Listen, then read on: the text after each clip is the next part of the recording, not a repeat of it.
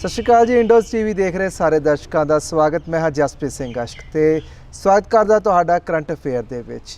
ਤੁਹਾਨੂੰ ਪਤਾ ਕਿ ਚੋਣਾਂ ਦਾ ਜਿਹੜਾ ਬਿਗੁਲ ਵੱਜ ਚੁੱਕਿਆ ਹੈ ਤੇ ਪੂਰੇ ਭਾਰਤ ਦੇ ਵਿੱਚ ਵੱਖ-ਵੱਖ ਜਿਹੜੇ ਚਰਮ ਦੇ ਵਿੱਚ ਚੋਣਾਂ ਹੋਣ ਜਾ ਰਹੀਆਂ ਨੇ। ਲੋਕ ਸਭਾ ਚੋਣਾਂ ਦੀ ਅਸੀਂ ਗੱਲ ਕਰ ਰਹੇ ਹਾਂ। ਹਰ ਕੋਈ ਜਿਹੜਾ ਇਸ ਦੇ ਵਿੱਚ ਆਪਣੀ ਕਿਸਮਤ ਅਜਮਾ ਰਿਹਾ। ਹਰ ਪਾਰਟੀ ਚਾਹੁੰਦੀ ਹੈ ਕਿ ਉਸ ਦੀ ਜਿਹੜੀ ਸਰਕਾਰ ਆ ਉਹ ਬਹੁਮਤ ਦੇ ਨਾਲ ਆਵੇ। ਅਸੀਂ ਵੀ ਆਪਣੇ ਸ਼ੋਅ ਦੇ ਵਿੱਚ ਜਿਹੜੀ ਗੱਲਬਾਤ ਕਰਨ ਜਾ ਰਹੇ ਹਾਂ ਚੋਣਾਂ ਨੂੰ ਲੈ ਕੇ, ਕਿਉਂਕਿ ਅਸੀਂ ਇਹੀ ਇੱਕ ਮੁੱਦਾ ਉਲੀਕਿਆ ਹੋਇਆ ਕਿ ਵੱਧ ਤੋਂ ਵੱਧ ਜਿਹੜਾ ਡਾਟਾ ਚੋਣਾਂ ਦੇ ਮੱਦੇਨਜ਼ਰ ਤੁਹਾਡੇ ਅੱਗੇ ਲੈ ਕੇ ਆਈਏ। ਇੰਟਰਵਿਊਜ਼ ਵੀ ਇਸ ਨੂੰ ਲੈ ਕੇ ਅਸੀਂ ਕਰਦੇ ਜਾ ਰਹੇ ਹਾਂ। ਸੋ ਅੱਜ ਦੀ ਇੰਟਰਵਿਊ ਵੀ ਚੋਣਾਂ ਨੂੰ ਲੈ ਕੇ ਆ, ਪਰ ਕੁਝ ਖਾਸ ਐਂਗਲ ਤੋਂ ਅਸੀਂ ਕਰਨ ਜਾ ਰਹੇ ਹਾਂ। ਅੱਜ ਅਸੀਂ ਗੱਲ ਕਰਾਂਗੇ ਇੱਕ ਸੀਨੀਅਰ ਪੱਤਰਕਾਰ ਨਾਲ।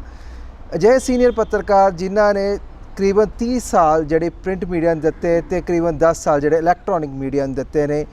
ਅਸੀਂ ਗੱਲ ਕਰਨ ਜਾ ਰਹੇ ਹਾਂ ਸਰਦਾਰ ਦਰਸ਼ਨ ਸਿੰਘ ਮੱਕੜ ਹੋਣਾ ਨਾਲ। ਆਓ ਸਭ ਤੋਂ ਪਹਿਲਾਂ ਉਹਨਾਂ ਦਾ ਸਵਾਗਤ ਕਰਦੇ ਹਾਂ, ਕਿਉਂਕਿ ਜੇ ਅਸੀਂ ਗੱਲ ਕਰੀਏ ਮੀਡੀਆ ਦੇ ਨਜ਼ਰ ਨਾਲ ਵੀ ਇਹਨਾਂ ਚੋਣਾਂ ਨੂੰ ਦੇਖਣਾ ਜ਼ਰੂਰੀ ਹੈ, ਕਿਉਂਕਿ ਜਰਨਲਿਸਟ ਜਿਹੜਾ ਆ ਉਹ ਇੱਕ ਬਹੁਤ ਲੰਬਾ ਸਮਾਂ ਜਿਹੜਾ ਚੋਣਾਂ ਦੇ ਵਿੱਚ ਬਤੀਤ ਕਰਦਾ, ਇੱਕ ਹਰ ਢੰਗ ਨਾਲ ਇਹ ਚੋਣਾਂ ਨੂੰ ਦੇਖਦਾ ਰਹਿੰਦਾ। ਕਿਉਂਕਿ ਜਿਹੜਾ ਲੀਡਰ ਹੁੰਦਾ ਉਹਨੇ ਸਿਰਫ ਕੁਝ ਕੁ ਜਿਹੜੇ ਪੁਆਇੰਟ ਦੇਖਣੇ ਹੁੰਦੇ, ਜਰਨਲਿਸਟ ਹਰ ਪੁਆਇੰਟ ਉੱਤੇ ਨਜ਼ਰ ਮਾਰਦਾ ਇਸ ਚੋਣਾਂ ਦੇ ਵਿੱਚ। ਸੋ ਆਓ ਸਭ ਤੋਂ ਪਹਿਲਾਂ ਆਪਾਂ ਮੱਕੜ ਸਾਹਿਬ ਦਾ ਸਵਾਗਤ ਕਰੀਏ।